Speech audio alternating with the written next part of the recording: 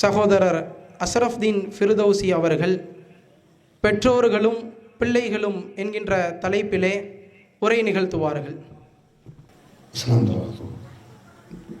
அல்ஹம்துலில்லாஹ் அல்ஹம்துலில்லாஹி நஹ்மதுஹு வ நஸ்தஈனுஹு வ நஸ்தக்ஃபிருஹு வ நஊது பில்லாஹி மின் ஷுரூரி அன்ஃபுஸினா வ ஸய்யிஆத்தி அமாலினா மன் யஹ்திஹில்லாஹு ஃபலா முதில்ல லஹு வ மன் யுத்லில் ஃபலா ஹாதிய லஹு வ அஷ்ஹது அன் லா இலாஹா இல்லல்லாஹு வஹ்தஹு லா ஷரீக லஹு வ அஷ்ஹது அன்ன முஹம்மதன் அப்துஹு வ ரசூலுஹு அம்மா பஅத். அன்பிற்குரிய சகோதர சகோதரிகளே, அல்லாஹுடைய பேரருளால் அவனுடைய மார்க்கத்தை அதன் தூய வடிவத்தில் அறிந்து கொள்வதற்காக இந்த மதரசாவினுடைய நிகழ்ச்சியிலே நாமெல்லாம் பங்கெடுத்திருக்கிறோம். இந்த நிகழ்ச்சியிலே பெற்றோர்களும் பிள்ளைகளும் என்ற தலைப்பு எனக்கு தேர்வு செய்யப்பட்டிருக்கிறது. பொதுவாக சினிமாக்களில், கவிதைகளில், மேடை பேச்சுக்களில் மட்டும்தான் பெற்றோர்களுடைய சிறப்புகளை பலர் பேசுவதை நம்ம பார்க்கிறோம். நிஜ வாழ்க்கையில் பெற்றோர்களுக்காக வேண்டிய நிறைய முதியோர் இல்லங்கள் ஏற்படுத்தப்பட்டு பல பிள்ளைகள் தங்களுடைய பெற்றோரை முதியோர் இல்லத்திற்கு அனுப்புவதை நம்ம பார்க்கிறோம். இஸ்லாமிய மார்க்கத்தை தெரிந்திருப்பவர்கள் கூட இந்த பெற்றோர்கள் விஷயத்தில் தவறிழைப்பதை, அநியாயம் செய்வதை நம்ம பார்க்கிறோம். திருமறை குர்ஆனையும் நபி மொழிகளையும் நம்ம எடுத்துக்கொண்டால் அல்லாஹ்வுக்கு கட்டுப்பட வேண்டும், அல்லாஹ்வுடைய தூதரை பின்பற்றி நடக்க வேண்டும், அல்லாஹ்வுக்கு இணை கற்பிக்கக்கூடாது என்றெல்லாம் சொல்லக்கூடிய அறிவுரைக்கு அடுத்தபடியாக பெற்றோர்களுக்கு நன்மை செய்ய வேண்டும், பெற்றோர்களுக்கு உதவி புரிய வேண்டும், அவங்களுக்கு நன்றி செலுத்த வேண்டும் என்று இந்த அறிவுரை தான் திருமறை குர்ஆனில் ஏராளமான இடங்களில் நமக்கு சொல்லப்படுகிறது. ஏன்னா தாய் தந்தை என்பவர்களை பொறுத்த வரைக்கும் அவர்கள் ஒரு வரலாறு. ஒரு மனிதன் தந்தையாக ஆனதில் இருந்து, ஒரு பெண் தாயாக ஆனதில் இருந்து அவர்கள் தங்களுடைய பிள்ளைகளை பெற்று, பேர பிள்ளைகளை பெற்று வளர்க்கிற வரைக்கும் அவர்கள் அடைந்த துன்பங்கள், அவர்கள் பட்ட கஷ்டங்கள், அவர்கள் கடந்து வந்த பாதைகள் எல்லாம் உண்மையில் பாடம் படிக்க வேண்டிய ஒரு வரலாறு. அதனால் இந்த பெற்றோர்கள் விஷயத்தில் நன்றி விசுவாசத்தோடு நடக்க வேண்டும் என்று திருமறை குர்ஆன் நமக்கு அறிவுறுத்துகிறது.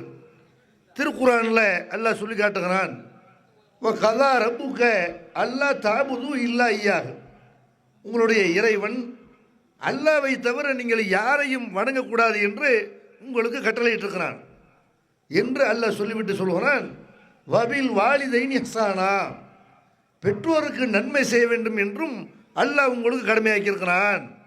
நீங்கள் செய்ய வேண்டிய கடமை என்ன? அல்லாஹ்வுக்கு யாரையும் நீங்கள் இணை கற்பிக்கக்கூடாது. அல்லாஹ் சொல்கிறது என்ன?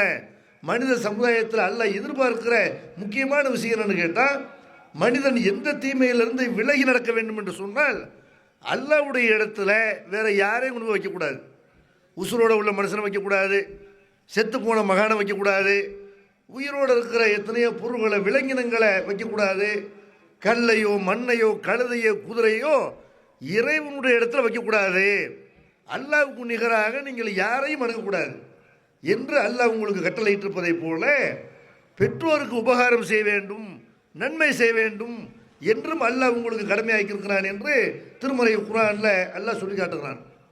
இன்னொரு வசனத்தில் அல்லாஹ் குறிப்பிடுகிறான், யஸ்அலூனக மாதா யுன்ஃபிகூன், நபியே எதை செலவு செய்ய வேண்டும், எவ்வளவு செலவு செய்ய வேண்டும் என்று உன்னிடத்தில் கேட்கிறார்கள். எது சிறந்த தர்மம்? பள்ளிவாசல் கொடுக்கறதா, மதரசாவுக்கு கொடுக்கறதா, அனாதை இல்லங்களுக்கு கொடுக்கறதா, ஏழைகளுக்கு கொடுக்கறதா, ஊரில் உள்ள முக்கியமான நல்ல பணிகளுக்கு கொடுக்கறதா, எதை செலவு பண்ணணும், எப்படி செலவு பண்ணணும் இப்படின்னு கேட்குறார்கள். அவங்கள்ட்ட நீ சொல்லு, மா அன்ஃபக்தும் மின் ஹைரின், நீங்கள் நன்மையான காரியங்களில் எதை செலவு பண்ணாலும் சரி, ஃபலில் வாலிதைன், முதல்ல நீங்கள் யாருக்கு செலவு பண்ணணும்? உங்கள் தாய் தந்தைக்கு செலவு பண்ணணும். வல் அக்ரபீன், நெருங்கிய உறவினர்களுக்கு செலவு பண்ணணும். வல் எத்தாமா வல் மசாக்கீன், அனாதைகளுக்கு செலவு பண்ணணும். ஏழைகளுக்கு செலவு பண்ணணும். வபினி சபீல், நாடோடிகளாக வீடு வாசல் இல்லாமல் நாடோடியாக இருக்கிறாங்கல்ல, சொந்த வீடு இல்லாமல் இருக்கிறாங்கல்ல, வெளியூர்காரங்களாக வந்திருப்பாங்கல்ல, இவர்களுக்கு நீங்கள் உதவி செய்ய வேண்டும். ஒமா தஃபாலு மின் ஹைரின் இன்னல்லாஹ பிஹி அலீம். நீங்கள் நன்மையில் எதை செலவு பண்ணாலும் எதை செய்தாலும் அல்லாஹ் அதை கவனித்து கொண்டிருக்கிறான், அறிந்தவனாக இருக்கிறான். எப்படி நல்லா செய்யறான், எதை செலவு பண்ணணும், எப்படி செலவு பண்ணணும், எது தர்மம் என்று உங்கள்கிட்ட கேட்குறார்கள். தர்மத்தில் சிறந்த தர்மம் எது? உங்கள் தாய் தந்தைக்கு முதல்ல கொடு. ஊரில் கொடுத்து விட்டு அது பெருமைக்கு கொடுக்குறதா? அது பள்ளிவாசல் கொடுத்தோம், மாரசா கொடுத்தோம்னு அதையும் கொடுங்க. அதோட முதல்ல நீங்கள் யாரை கவனிக்க வேண்டும் என்றால், உங்கள் தாய் தந்தை எந்த நிலைமையில் இருக்கிறார்கள், பசியோடு இருக்கிறாங்களா, ட்ரெஸ் இல்லாமல் இருக்கிறாங்களா, அவங்களுக்கு இருக்க இடம் இருக்குதா, அவங்களுக்கு ஒழுங்கான பாய் போர்வை இருக்கிறதா, அவங்களுடைய மருத்துவ செலவுக்கு அவங்க பணம் வைத்திருக்கிறார்களா, அவங்களுக்கு என்ன தேவை என்று முதல்ல அவங்களத்தான் கவனிக்க வேண்டும் என்று அல்லாஹ் செய்கிறான். நன்மையான காரியத்தில் முதல் நன்மையான காரியம் எதுன்னு கேட்டால் தாய் தந்தைக்கு செலவு பண்ணுறது தான். இதுக்கு அப்புறம் தான் மற்றவர்கள் வருகிறார்கள் என்று திருமறை குர்ஆனில் அல்லாஹ் செய்கிறான், சொல்லி காட்டுறான். நபிகள் நாயகம் ஸல்லல்லாஹு அலைஹி வஸல்லம் அவங்க காலத்தில் கூட ஒரு மனிதர் வருகிறார், வந்து கேட்குறாங்க, அல்லாஹ்வுடைய தூதரே என்று நிறைய பொருளாதாரம் இருக்குது. தாப்பனார் என்ன செய்கிறாருன்னா அதுலேருந்து கொஞ்சத்தை எடுத்துக்க நினைக்கிறார், அவருடைய தேவைக்கு அவனி எடுத்துக்கொள்ள நினைக்கிறார். இந்த மாதிரி எடுத்துக்கலாமா, அவருக்கு அதில் உரிமை இருக்குதா இப்படி கேட்குறாரு. அப்போ நபி ஸல்லல்லாஹு அலைஹி வஸல்லம் சொல்கிறாங்க, உரிமை இருக்குதாவா, அன்தவ மாலுக்கள் அபிக்க, நீ எப்படி உன்னுடைய தாப்பனாருக்கு சொந்தமோ உன் காசு பணமும் தான்ப்பா அவருக்கு சொந்தம், நீயும் உனது பொருளும் உன் தந்தைக்கு சொந்தம். நீ உலகத்தில் எவ்வளோ உயர்வான இடத்தை கூட அடைந்திருக்கலாம், ஒரு டாக்டராக இருக்கலாம், இன்ஜினியராக இருக்கலாம், அல்ல வெளிநாட்டுக்கு நீ போயிருக்கலாம், அல்ல இங்கேயே ஒரு நல்ல நிலைமையில் ஒரு நல்ல வியாபாரம் பார்க்கலாம், தொழில் பார்க்கலாம். நீ என்ன பண்ணாலும் எல்லாம் அவர் போட்ட பிச்சை தானே, எல்லாம் அவர் தானே உன்னை உருவாக்கியிருப்பாரு. நீ வளருவதற்கு அவர் தானே கஷ்டப்பட்டாரு, தாப்பனுக்கு கொடுக்கலாமான்னு கேட்கவா செய்கிற? நீ எப்படி உன்னுடைய தந்தைக்கு சொந்தமோ உன்னுடைய பொருளாதாரமும் தந்தைக்கு சொந்தம், அவருக்கு தான் அதில் உரிமை இருக்கிறது. முதல் உரிமை யாருக்கு இருக்குது? உன் மனைவி மக்களுக்கு உரிமை இருக்குன்னு சொல்லலை. முதல் உரிமை யாருக்கு இருக்குன்னு கேட்டால் உன் தாப்பனாருக்கு தான் இருக்குது. இப்படி திருமறை குர்ஆனில் நீங்கள் எடுத்துக்கொண்டீர்களே ஆனால், நபிகள் நாயகம் ஸல்லல்லாஹு அலைஹி வஸல்லம் அவருடைய போதனைகளில் நீங்கள் எடுத்துக்கொண்டீர்களே ஆனால், தாய் தகப்பனுக்கு நன்மை செய்வதைத்தான் பெரிய விஷயமாக பெரிய நன்மையாக எல்லாம் சொல்லி காட்டுறான். எத்தனை பேர் பார்க்குற வெளிநாட்டிலேருந்து வருவார்கள், வெளிநாட்டிலேருந்து வந்தால் மனைவிக்கு பிள்ளைகளுக்கெல்லாம் பெட்டி கட்டி கொண்டு செய்வாங்க, பெரிய அளவுக்கு பொருள்களை கொண்டு வருவாங்க. எத்தனை பேர் தன்னுடைய பெற்றோரை நினைத்து பார்த்து அத்தாவுக்கு இதை வாங்கிட்டு போவோம், அம்மாவுக்கு இதை வாங்கிட்டு போவோம் அப்படி நினச்சவங்க எத்தனை பேர்? அவங்க எதிர்பார்க்குற ஒரு தைலம் பாட்டில் அவ்வளோதான், அந்த தைலம் பாட்டில் கூட மறந்துட மாட்டேன், இங்கே எங்கேயா வாங்கிக்கணும் பிரச்சனை இல்லை என்று பேசக்கூடியவர்கள் தான் நிறைய இருக்கிறார்கள். இப்போ யாருக்கு முதல்ல செலவு செய்ய வேண்டும் என்றால் உங்கள் தாய் தகப்பனுடைய செலவு பண்ண அவங்களுடைய மனசு கோணாமல் நடந்து கொள்ள வேண்டும் என்று இஸ்லாமிய மார்க்கம் சொல்லுது. தன்னுடைய பிள்ளைகளோட மனைவியோட சுற்றுலா போகக்கூடிய பல பேரை நம்ம பார்க்குறோம். தாய் தகப்பனை வீட்டில் விட்டுவிட்டு போவார்கள், வீட்டுக்கு காவலுக்கு பேரம்பேத்தியை பார்ப்பதற்கு, அந்த சொல்லுவாங்கள்ல வீட்டு வேலைகளை கவனித்துக் கொள்வதற்கு, ஒரு வீட்டில் ஆயாவாக வீட்டை கவனித்துக் கொள்ளக்கூடிய ஒரு வாட்ச்மேனாக வீட்டை கவனித்துக் கொள்ளக்கூடிய ஒரு நபராகத்தான் வீட்டில் ஒரு பெரிய மனுஷங்க இருக்கணும் என்று பேருக்கு வைத்து கொண்டிருக்கிறார்களே தவிர, எத்தனை பேர் தாய் தகப்பனை நம்ம சுற்றி காட்டணும், நம்மளை அவங்க வண்டியில் வச்சு சுற்றி காட்டிருப்பாங்கல்ல, நம்முடைய சின்ன வயசாக இருக்கும்போது நம்மளை காரில் கூட்டு போயிருப்பாங்க, பைக்கில் கூட்டு போயிருப்பாங்க, இல்லை பஸ்ஸில் கூட்டு போயிருப்பாங்க, உலகத்தில் பல பகுதிகளை கூட்டு போயிருப்பாங்க, அல்ல நம்ம வாழக்கூடிய நாட்டிலேயே பல ஏரியாவுக்கு கூட்டு போயிருப்பாங்க. நம்முடைய தாய் தகப்பனாரை நம்ம பெரிய மனிதராக இருக்கக்கூடிய நேரத்தில் அவங்கள இந்த மாதிரி நம்ம கூட்டு போகணும் இப்படி நினைத்தவர்கள் எத்தனை பேர்?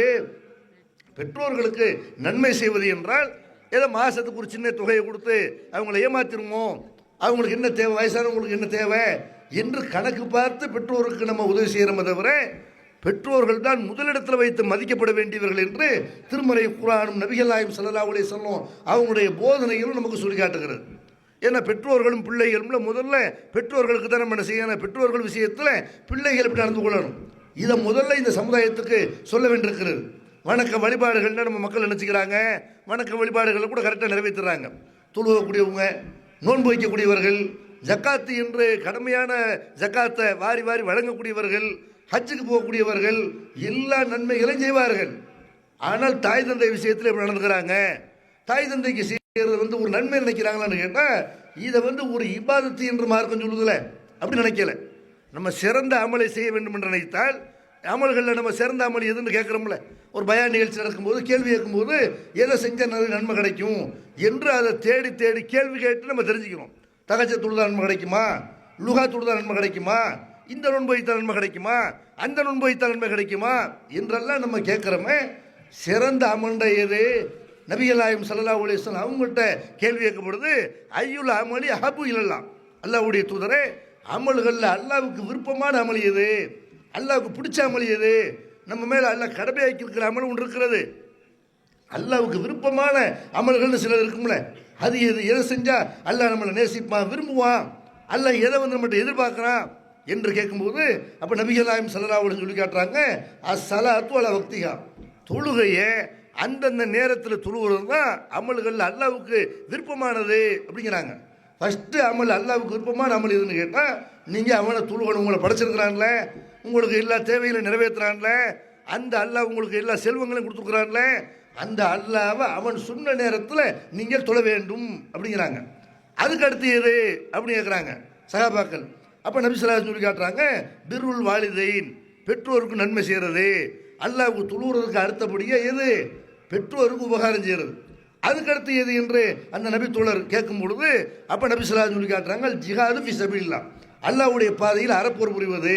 போர் செய்ய வேண்டிய தேவை ஏற்பட்டால் ஒரு அரசாங்கத்துக்கு கீழே ஒரு ராணுவ வீரராக இருந்து நீங்கள் போய் களத்தில் போய் நின்று போராடுறீங்கல்ல, இது எதுக்கு அடுத்தபடியாக அல்லாஹ்வுடைய தூதர் சொல்லி காட்டுறாங்கன்னா, பெற்றோருக்கு நன்மை செய்கிறதுக்கு அப்புறம் தான் மூணாவதா இதை சொல்லி காட்டுறாங்க. முதல் நன்மை எதுன்னு கேட்டால் அல்லாஹ்வை தொழுவது. ரெண்டாவது நன்மை எது? அல்லாஹ்வுக்கு விருப்பமான அமல் எது அப்படின்னு கேட்கும்போது பெற்றோருக்கு நன்மை செய்யுங்கிறாங்க. மூணாவதா இதை சொல்கிறாங்க, அல்லாஹ்வுடைய பாதையில் அறப்போர் புரிவது.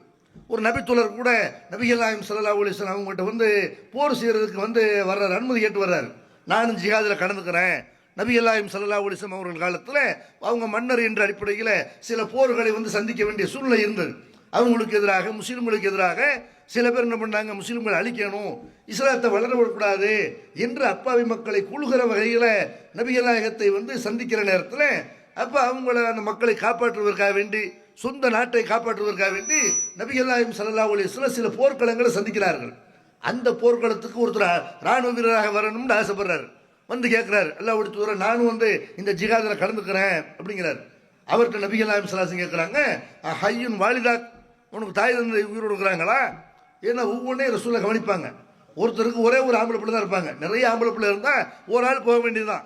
ஒரு தாய் தகப்பனுக்கு ஒரே ஒரு பிள்ளை தான் இருக்கிறான்னா இவன் போய் போர்க்களத்தில் போய் ஒருவேளை மூத்தா போயிடலாம், கொல்லப்பட்டுறலாம், அல்லது அங்கே போய் வந்து பல நாட்கள் இருக்க வேண்டி வரும், பல மாதங்கள் இருக்க வேண்டி வரும். இங்கே தாய் தகப்பனரை யார் கவனிக்கிறது? இவங்களை கவனிக்க ஆள் வேணும்னு, பெத்த பிள்ளைங்க தானே கவனிக்கணும் என்று நபிகள் நாயகம் ஸல்லல்லாஹு அலைஹி வஸல்லம் அதையெல்லாம் கவனித்து கேட்குறாங்க. எப்போ உனக்கு அத்தாமா இருக்கிறாங்களா? அம்மா இருக்கிறாங்க, ஃபீஹிமா ஃபஜாஹித், அவங்கள்ட்ட போய் நீ அவங்களுக்கு உபகாரம் பண்ண, அதான் ஜிஹாத். எது ஜிஹாது? நீ அல்லாஹ்வுக்கு உயிரை கொடுக்க போறேன்னு வர்ற, முதல்ல உன் தாய் தகப்பனுக்கு நன்மை செய்ப்பா, அவங்களுக்கு உழைச்சு கொடு, அவங்களுக்கு சேவை செய், இதுதான் ஜிஹாது. அவங்கள்ட்ட போய் ஜிஹாது பண்ணு என்று அல்லாஹ்வுடைய தூதர் அவங்களுக்கு செய்யக்கூடிய நன்மை இருக்குதுல்ல, அது ஜிஹாது என்று, ஜிஹாதுக்கு நிகரானது என்று நபிகள் நாயகம் ஸல்லல்லாஹு அலைஹி வஸல்லம் சொல்றதை நம்ம பார்க்குறோம். அப்போ எத்தனை பிள்ளைங்க நம்ம பார்க்குறோம், எத்தனை வயசானவங்க வீட்டில் இருப்பாங்க, அதில் குறிப்பாக பெண்கள், அவங்க தான் ரேஷன் கடைக்கு போகணும். ரேஷன் கடைக்கு போய் என்ன செய்வாங்க, தூக்க முடியாமல் ஜாமான்களை தூக்கிட்டு வருவாங்க. எத்தனை ஆம்பளை பிள்ளை எருவு மாடு மாதிரி இருப்பான், நல்லா வளர்ந்துருப்பான், நல்ல திடகாத்திரமாக இருப்பான். தாய் கஷ்டப்படுறாங்களே, பல 1 கிலோமீட்டர் தூரம் போய் இல்லை 1/2 கிலோமீட்டர் தூரம் போய் அதை தூக்கிட்டு வர்றாங்களே என்று மனிதநேயம் இல்லாமல், தாய் மேலே அந்த அக்கறை இல்லாமல், இறக்கப்படாமல் கல் மாதிரி இருக்கிறதையெல்லாம் நம்ம பார்க்குறோம். அப்போ ரேஷன் கடைக்கு போய் அவங்கள சொல்கிறத வாங்கிட்டு வரணும், ஒரு கடைக்கு போய் ஏதாவது ஜாமான் வாங்கிட்டு வர சொல்கிறாங்க, நான் போய் வாங்கிட்டு வரணும், அதுக்கெல்லாம் காசு கொடுத்தா தான் வாங்கிட்டு வரணுங்கிற மாதிரி மனநிலையில் தான் நிறைய இளைஞர்கள் இருக்கிறாங்க. நிறைய இளைஞர்கள், நிறைய சிறுவர்கள் எப்படி இருக்கிறாங்க, அத்தா அம்மா ஏதாவது வேலை சொன்னால் ஏதாவது நமக்கு அவங்க தரணும், தந்தா தான் அந்த செய்வோம், நம்ம அந்த வேலையை பார்க்கணும்னு அப்படி இருக்கிறாங்க. ஒவ்வொரு வேலைக்கும் காசு வாங்கக்கூடிய, எதிர்பார்க்கக்கூடிய ஆள்கள்லாம் இருக்கிறார்கள். அப்போ தாய் தகப்பனுக்கு நன்மை செய்ய வேண்டும்னு நல்லா சொல்கிறாங்க. இதெல்லாம் நன்மை தான். அவங்க உடம்பு முடியாமல் இருக்கிறாங்க, அந்த மாதிரி நேரத்தில் வேற யாருன்னு செய்ய மாட்டாங்க. வயசான காலத்தில் இளமையாக இருக்கும்போது அவங்க போயிடுவாங்க. வயசான காலத்தில் அவங்க உடல்நிலை சரியில்லாமல் இருக்கிறாங்களா, அவங்கள மருத்துவமனைக்கு விட்டு போகணும். இந்த மாதிரி அவர்களுக்கு நன்மை செய்கிறத இஸ்லாமிய மார்க்கம் சிறந்த அமல் என்று சொல்லி காட்டுது. அந்த மாதிரி முஸ்லீம்களாகிய நம்ம எதுக்கு இந்த இஸ்லாமிய மார்க்கத்தில் இருக்கிறோம்? சொர்க்கத்துக்கு போகணும். இஸ்லாத்தில் நம்ம எதுக்கு இருக்கிறோம்னு கேட்டால், மறுமையில் வெற்றி பெறுவதற்கு இதுதான் சிறந்த மார்க்கம், இதுதான் சரியான வழி என்று அதுக்கு தான் இஸ்லாத்தில் இருக்கிறோம். சொர்க்கம் போகிறதா இருந்தால் அதுக்கு சரியான ஒரு பாதையை மார்க்கம் சொல்லுது. நீங்கள் சொர்க்கம் போகிறதா இருந்தால் என்ன செய்யணும்? ரஹீம் அன்பு நபிகள் நாயகம் ஸல்லல்லாஹு அலைஹி வஸல்லம் ஒரு தடவை சொல்லி காட்டுறாங்க, அவனுடைய மூக்கு மண்ணை கவட்டும், அவன் தோல்வியை சந்திக்கட்டும், இழிவை சந்திக்கட்டும் அப்படிங்கிறாங்க. 3 தடவை இந்த வார்த்தையை சொல்றாங்க, ரஹீம் அன்புன் ரஹீம் அன்புன் ரஹீம் அன்புன் அப்படிங்கிறாங்க. அப்ப நபித்தோழர்கள் கேட்கறாங்க, அல்லாஹ்வுடைய தூதரே, யாரை வந்து நீங்க தோல்வி அடையட்டும்னு சொல்றீங்க, இழிவை சந்திக்கட்டும்னு சொல்றீங்க அப்படின்னு கேட்கும்போது அல்லாஹ்வுடைய தூதர் சொல்றாங்க, மண் அதரக்க அபவைஹி இந்தல் கிபரி அகதுகுமா அவ் கிளைஹிமா ஃபலம் எதுகுலில் ஜன்னா. யாருக்கு வயசான காலத்துல பெற்றோர்கள் இருக்கிறாங்க, ஒரு ஆள 2 பேரும் இருக்கிறாங்க, உன் அத்தா வயசானவங்களா இருக்கிறாரு, இல்லாட்டி அம்மா வயசானவங்களா இருக்கிறாங்க, அல்லது 2 பேரும் வயசானவங்களா இருக்கிறாங்க. இந்த நிலைமையில அவர்களுக்கு பணிவிடை செய்து அவர்கள் சொல்றதை கேட்டு அவர்களுடைய தேவைகளை நிறைவேற்றி சொர்க்கம் செல்லவில்லையோ அவன் தோல்வியடையட்டும், நாசமாகட்டும் என்று நபிகள் நாயகம் ஸல்லல்லாஹு அலைஹி வஸல்லம் சொர்க்கத்துக்கு போற பாதையை சொல்லி காட்டுறாங்க. சொர்க்கத்துக்கு நீ எப்படி போக முடியும் என்று கேட்டால், நீ தொழுவுறனால சொர்க்கத்துக்கு போயிட முடியாது, நீ நோன்பு வைக்கிறனால சொர்க்கத்துக்கு போயிட முடியாது. அதெல்லாம் சொர்க்கத்துக்கு போறதுக்கு ஒரு காரணமா இருக்கு. ஆனால் அதோட சேர்ந்து நீ என்ன பண்ணன, உனக்கு வயசான நிலைமையில பெற்றோர்கள் இருக்கிறாங்களா, ஒரு ஆள 2 பேர் இருந்தா அது பெரிய பாக்கியம். நீ சொர்க்கத்துக்கு போறதுக்கு பண்ண வேண்டிய காரியம் என்ன, அவர்களுக்கு நன்மை செய்யி, அவர்களுக்கு உதவி செய்யி, அவர்களுக்கு சேவை செய் என்று நபிகள் நாயகம் ஸல்லல்லாஹு அலைஹி வஸல்லம் இதை சொல்லி காட்டுறதை பார்க்கிறோம். அது மாதிரி திருமறை குர்ஆன்ல அல்லாஹ்வும் அல்லாஹ்வுடைய தூதரும் எத்தனை நல்ல மனிதருடைய பண்பாடுகளை சொல்லி காட்டுகிறார்கள். ஒரு மனிதன்கிட்ட இருக்க வேண்டிய உயர்ந்த பண்பாடுகளை சொல்லி காட்டுகிறார்கள். அதுல முக்கியமான பண்பாடை எதை சொல்றாங்க, பெற்றோருக்கு நன்மை செய்யறது சொல்றாங்க. பெற்றோருக்கு ஒருத்தர் பணிவிடை செய்யறாருல, இது நபிமார்களுடைய பண்பாடு, இது நல்ல மனிதருடைய பண்பாடு என்று திருமறை குர்ஆன்ல பல இடங்கள் அல்லாஹ் சொல்லி காட்டுறான். யஹ்யா அலைஹிஸ்ஸலாம் அவங்களை பத்தி அல்லாஹ் சொல்லி காட்டுறான். யஹ்யா நபி அவங்களை பத்தி அல்லாஹ் சொல்லும் பொழுது, இந்த யஹ்யாவுக்கு நம்ம சின்ன வயசுலயே வேதத்தை கொடுத்தோம், ஞானத்தை கொடுத்தோம். அவர் என்ன பண்ணாருன்னு கேட்டா, அவ ஹன்னான மில்லதுன்னா வஸகாத்தன், இரக்க குணத்தையும் தூய பண்பாட்டையும் அவருக்கு வழங்கினோம். வகான தக்கையா, அவர் இறையச்சமுடையவராக இருந்தார். பர்ரம்பி வாலிதை, பெற்றோருக்கு நன்மை செய்பவராக இருந்தார். வலம் யகுன் ஜப்பாரன் அசியா, அடக்குமுறை செய்யக்கூடியவராக, வரம்பு மீறக்கூடியவராக அவர் இருக்கல. இப்படின்னு யஹ்யா நபி அவங்களுடைய சிறப்பை அல்லாஹ் சொல்லும் பொழுது அதுல முக்கியமா எதை சொல்லி காட்டுறான், அவர் இறையச்சத்தோடு இருந்தார். இறையச்சமுடையது பெற்றோருக்கு நன்மை செய்யறது, இறையச்சமுடையவராக இருந்தாரு, பெற்றோருக்கு நன்மை செய்யக்கூடியவராக இருந்தார் என்று திருமறை குர்ஆன்ல அல்லாஹ் செய்யறான். யஹ்யா நபி என்ற ஒரு இறைத்தூருடைய பண்பாட்டை சொல்லும்போது அவர் தொழுதாரு, வணங்கினார், அதை சொல்றதோட இதையும் சேர்த்து சொல்றான். அப்ப நபிமார்கள்ட்ட இருந்த முக்கியமான ஒரு பண்பாடு என்னன்னு கேட்டா, பெற்றோருக்கு நன்மை செய்யறது. அது மாதிரி ஈசா நபி பத்தி நமக்கு தெரியும். ஈசா அலைஹிஸ்ஸலாம் அவர்கள் வந்து குழந்தையாக இருக்கும் பொழுது அல்லாஹ் அவங்களை பேச வச்சான். அவங்களுடைய தாயார் மேல, அவங்களுடைய கற்பின் மேல, ஒழுக்கத்தின் மேல சில பேர் களங்கம் சுமத்திய நேரத்தில் இந்த குழந்தை தான் பேசி என்னுடைய தாயார் தூய்மையானவர் என்று அந்த மக்கள்கிட்ட நிரூபித்தது. குழந்தை பேசுறதை கேட்டு அவங்க நம்பிக்கை கொண்டு நினைஞ்சாங்க. மரியம் அலைஹிஸ்ஸலாம் அவங்களை பற்றி ஒரு நல்ல அபிப்பிராயத்தை உருவாக்கி கொண்டார்கள். அந்த குழந்தை ஈசா நபி அவர்கள் குழந்தையாக, தொட்டில் குழந்தையாக இருக்கும்போது பேசின செய்தி என்ன, அது அல்லாஹ் திருமறை குர்ஆன்ல சொல்லி காட்டுறான். வஜாலனி முபாரக்கன் ஐனமா குன்து, நான் எங்கே இருந்தாலும் பரக்கத் பொருந்தியவனாக அல்லாஹ் என்னை ஆக்கியிருக்கிறான். வௌசானி பி ஸலாத்தி வ ஸகாத்தி மாதும் துஹய்யா வ பர்ரம்பி வாலிதைன், எனக்கு வந்து அல்லாஹ் தொழுகையை கடமையாக்கி இருக்கிறான், ஜக்காத்தை அறிவுறுத்தி இருக்கிறான். நான் உயிரோடு இருக்கும் காலம் வரைக்கும், என்னுடைய பெற்றோருக்கு நன்மை செய்யக்கூடியவனாகவும் நான் இருக்கக்கூடிய காலம் வரைக்கும் தொழுகணும், ஜக்காத்து கொடுக்க வேண்டும் என்று எனக்கு அறிவுறுத்தி இருக்கிறான். இப்படி அல்லாஹ் என்ன செய்யறான், ஈசா நபி அவங்க பேசுறத சொல்லி காட்டுறான். என்னை அல்லாஹ் எப்படி ஆக்கியிருக்கிறான்னு கேட்டா, எங்க இருந்தாலும் பரக்கத்து பொருந்தியவனாக ஆக்கியிருக்கிறான், பெற்றோருக்கு நன்மை செய்யக்கூடியவனாக ஆக்கியிருக்கிறான். என்னை வந்து உயிரோடு இருக்கும் காலம் வரைக்கும் தொழுக, ஜக்காத்து என்று இதையெல்லாம் கடமையாக்கி இருக்கிறான் என்று ஈசா நபி என்ன செய்யறாங்க, குழந்தையாக இருக்கும்போது அல்லாஹ் சொன்ன அந்த அறிவுரையை சொல்றாங்க. பெற்றோருக்கு நன்மை செய்யறவனத்தை என்னை அல்லாஹ் ஆக்கியிருக்கிறான், பெற்றோருக்கு வந்து துரோகம் செய்யக்கூடியவனா என்னை ஆக்கல, பெற்றோருக்கு கேடு விளைவிப்பவனாக என்னை ஆக்கல என்று ஈசா நபி அவர்கள் பிறந்த குழந்தையாக இருக்கும்போது அல்லாஹ் அவங்களுக்கு சொன்ன செய்தி என்ன, உன் தாய் தகப்பனுக்கு நன்மை செய்யணும் இப்படின்னு அல்லாஹ் வந்து அதை சொல்லி காட்டுறான். அந்த மாதிரி நபிகள் நாயகம் ஸல்லல்லாஹு அலைஹி வஸல்லம் அவர்கள் ஒரு நல்ல மனிதரை பற்றி பிற்காலத்தில் வரக்கூடிய தாபீன்கள்ல வரக்கூடிய ஒரு நல்ல மனிதரை பற்றி முன்னறிப்பு செய்திருக்கிறார்கள். அந்த முன்னறிப்பின் அடிப்படையில் உமர் ரலியல்லாஹு அவர்கள் அதை எதிர்பார்த்து காத்து கிடக்கிறாங்க. உமர் ரலியல்லாஹு அவங்களுடைய ஆட்சி காலத்தில் அவங்க வந்து யமன்ல இருந்து வரக்கூடிய மக்கள்கிட்ட எல்லாம் விசாரிக்கிறார்கள். ஏப்பா வந்து நீங்க வந்து எந்த கோத்திரத்தை சேர்ந்தவங்க, எந்த குடும்பத்தை சேர்ந்தவங்க, இப்படிலாம் விசாரிக்கிறாங்க. அப்படி விசாரிக்கும் போது கேட்கிறாங்க, ஃபீக்கும் உவைசுபுன் ஆமீர், உவைசுபுன் ஆமீர்னு ஒருத்தர் இருக்கிறாரா இப்படின்னு யமன்ல இருந்து வரக்கூடிய ஒவ்வொரு கூட்டத்தார்ட்டையும் கேட்டுக்கிட்டே இருக்கிறாங்க. கடைசியில் உவைசுபுன் ஆமீர் வர்றாங்க. உவைசுபுன் ஆமீர் அவர்கள் வரும்போது அப்ப அவர்கிட்ட உமர்ல அவங்க கேட்கிறாங்க, நீங்க தான் உவைசுபுன் ஆமீரா? ஆமா. அப்ப கேட்கிறாங்க, நீங்க முராதி என்ற கூட்டத்தை சேர்ந்தவங்க ஆரம்பத்தில் இருந்தீங்க, அப்புறமேல கரணி என்ற கூட்டத்தை சேர்ந்தவங்கள நீங்கள் மாறிட்டீங்க தானே? ஆமாம் அப்படிங்கிறாரு. அப்போ திரும்ப உமரில் அவங்க கேட்குறாங்க, உங்களுக்கு தொழுநோய் இருந்து அதில் ஒரு திருகம் அளவுக்கு தவிர மற்ற எல்லாமே முழுமையாக குணமாயிருச்சு அப்படி தானே? ஆமாம். உங்களுக்கு தாய் உயிரோடு இருக்கிறாங்க தானே? ஆமாம் அப்படின்னு சொன்ன உடனே அப்போ உமரில் அவங்க சொல்கிறாங்க, சமீத்து ரசூலுல்லாஹி ஸல்லல்லாஹு அலைஹி வஸல்லம் யக்கூல், அல்லாஹ்வுடைய தூதர் சொன்னதை நான் கேட்டிருக்கிறேன். ஏத்திய அழைக்கும் உவைஸ் இப்னு ஆமிர், உங்கள்கிட்ட உவைஸ் இப்னு ஆமிர் என்று ஒருத்தர் வருவார். அவர் அவருக்கு தொழுநோய் இருக்கும். அவர் ஒரு திருகத்தை தவிர அவருடைய உடலில் முழுமையாக அது குணமாகிவிடும். அவருக்கு தாய் இருப்பாங்க. அந்த தாய் விஷயத்தில் அவர் என்ன செய்வார்? ஹுவபிஹா பர்ருன், தாய்க்கு நன்மை செய்யக்கூடியவராக அவர் இருப்பார் என்று நபிகள் நாயகம் ஸல்லல்லாஹு அலைஹி வஸல்லம் சொல்றதை கேட்டிருக்கிறேன்.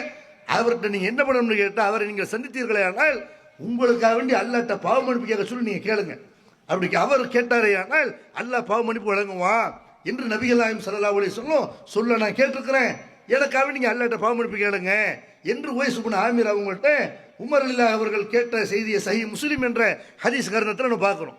அப்போ உவைஸ் இப்னு ஆமிர் என்ற பின்னாடி வரக்கூடிய ஒரு நல்ல மனிதரை பற்றி நபிகள் நாயகம் ஸல்லல்லாஹு அலைஹி வஸல்லம் சொல்லும் பொழுது, அவர் சத்தியம் செய்தால் அது நடக்கும். அவர் அல்லாஹ்ட்ட உங்களுக்காக மன்னிப்பு கேட்டால் அல்லாஹ் மன்னிப்பா, அவருக்கு அப்படிப்பட்ட ஒரு சிறப்பை அல்லாஹ் கொடுத்துருக்கிறான் என்று சொல்லும்போது அவர் செய்த முக்கியமான நன்மையை சொல்லி காட்டுகிறார்கள். அவருக்கு தாய் இருப்பாங்க. அந்த தாய்க்கு அவர் பணிவிடை செய்யக்கூடியவராக இருப்பார், சேவை செய்யக்கூடியவராக இருப்பார் என்று நபிகள் நாயகம் ஸல்லல்லாஹு அலைஹி வஸல்லம் இதை முக்கியமான ஒரு பண்பாடாக சொல்லி காட்டுறாங்கன்னு சொன்னால் நம்ம என்ன விளங்குறோம்? இஸ்லாமிய மார்க்கத்தில் ஒரு மனிதரை சொர்க்கத்திற்கு கொண்டு செல்லக்கூடிய ஒரு நன்மையான காரியம், ஒரு மனிதனை நல்ல மனிதன் என்று அடையாளப்படுத்தக்கூடிய ஒரு காரியம், அல்லாஹ்வுக்கு விருப்பமான காரியம் பெற்றோருக்கு நன்மை செய்கிறது. தொழுகை, நோன்பு, ஜக்காத், ஹஜ்ஜு இதில் எல்லாம் ஆர்வமுடைய மக்கள் பெற்றோருக்கு நம்ம நன்மை செய்கிறோமா, அவங்களுக்கு துரோகம் செய்கிறோமா, அவங்களுக்கு கேடு செய்கிறோமா, அவங்கள திட்டுறோமா, சபிக்கிறோமா என்பதில் எல்லாம் கவனமாக இருக்க வேண்டும். அதே மாதிரி நபிகள் நாயகம் ஸல்லல்லாஹு அலைஹி வஸல்லம் அவங்க சொல்லி காட்டுறாங்க, சொர்க்கம் எனக்கு காட்டப்பட்டது. கனவுல சொர்க்கம் எனக்கு காட்டப்படும் பொழுது அப்போ ஒரு ஆள் குர்ஆன் ஓதுற சத்தத்தை நான் கேட்டேன். அந்த சத்தத்தை கேட்டு குல்து மன்ஹாதா, இது யாருன்னு நான் கேட்டேன். ஹாரிசா இப்னு நோமான், இவங்க நூமானுடைய மகன் ஹாரிசா என்று எனக்கு சொல்லப்பட்டது என்று அல்லாஹ்வுடைய தூதர் சொல்லிட்டு சொல்றாங்க. வகான அபர்ரன்னாசு பி உம்மிஹி, வகான அபர்ரன்னாசு பி உம்மிஹி, மனிதர்களையே தன்னுடைய தாய்க்கு நன்மை செய்யக்கூடியவராக அவர் இருந்தார். அவர் ஏன் சுர்க்கத்துக்கு போனார்? ஏன் அவர் சுர்க்கத்தில் குர்ஆன் ஓதிக்கிட்டு இருக்கிற மாதிரி? குர்ஆன் ஓதுறது ஒரு நன்மையான காரியம் தான். குர்ஆன் ஓதுறது விரும்பக்கூடியவராக இருப்பார் போல இருக்கு. சொர்க்கத்தில் அவர் குர்ஆன் ஓதுற மாதிரி அல்லாஹ்வுடைய தூதருக்கு அல்லாஹ் அவரை காட்டுறான். அதை சொல்லிட்டு அல்லாஹ்வுடைய தூதர் சொல்றாங்க, அவர் சொர்க்கத்துக்கு போறதுக்கு முக்கியமான காரணமாக எது இருந்துச்சு? அவர் தன்னுடைய தாய்க்கு நன்மை செய்யக்கூடியவராக இருந்தார். மனிதர்களையே தாய் மேல ரொம்ப நேசம் வைக்கக்கூடியவராக, பாசம் வைக்கக்கூடியவராக அவர் இருந்தார் என்று அல்லாஹ்வுடைய தூதர் செய்யறாங்க, சொல்லி காட்டுறாங்க. அப்ப நம்மளோட சொர்க்கத்துக்கு கொண்டு போகக்கூடிய முக்கியமான அமல் எதுன்னு கேட்டா, இந்த தாய் தகப்பனுக்கு நன்மை செய்யற இந்த காரியம்தான். இது ஏன் நம்ம செய்யணும்? தாய் தகப்பனாருக்கு ஏன் நன்றியோடு நடக்கணும்? ஏன் அவங்க மேல இரக்கம் காட்டணும்? ஏன் அவங்களுக்கு சேவை செய்யணும் என்று சொன்னால், இந்த உலகத்தில் நம்ம உருவாவதற்கு அல்லாஹ்வுக்கு அடுத்தபடியாக அல்லாஹ் அவங்களைத்தான் பயன்படுத்தியிருக்கான். நம்ம இந்த உலகத்தில் அவர்கள் இல்லை என்று சொன்னால் நம்ம இந்த உலகத்துக்கு வந்திருக்க முடியாது. இதை திருமறை குர்ஆனில் அல்லாஹ் என்ன செய்யறான்? நமக்கு நினைவுபடுத்துகிறான். அவசையினல் இன்சான பி வாலிதை, பெற்றோருக்கு நன்மை செய்ய வேண்டும் என்று மனிதனுக்கு நம்ம அறிவுறுத்தி இருக்கிறோம். ஏன் நன்மை செய்யணும்? ஹமலத்துஹு உம்முஹு வஹனன் அலா வஹனின், பலவீனத்துக்கு மேல பலவீனத்தை சுமந்து ஒரு பெண் அவனை பெற்றெடுக்கிறாள். பலவீனத்துக்கு மேல பலவீனத்தை அடைந்து ஒரு பெண் அவனை சுமக்கிறாள். ஃபிசாலுஹு ஃபி ஆமைன், பால் குடி மறக்க வைக்கிற இருக்கல 2 வருஷம் ஆகுது.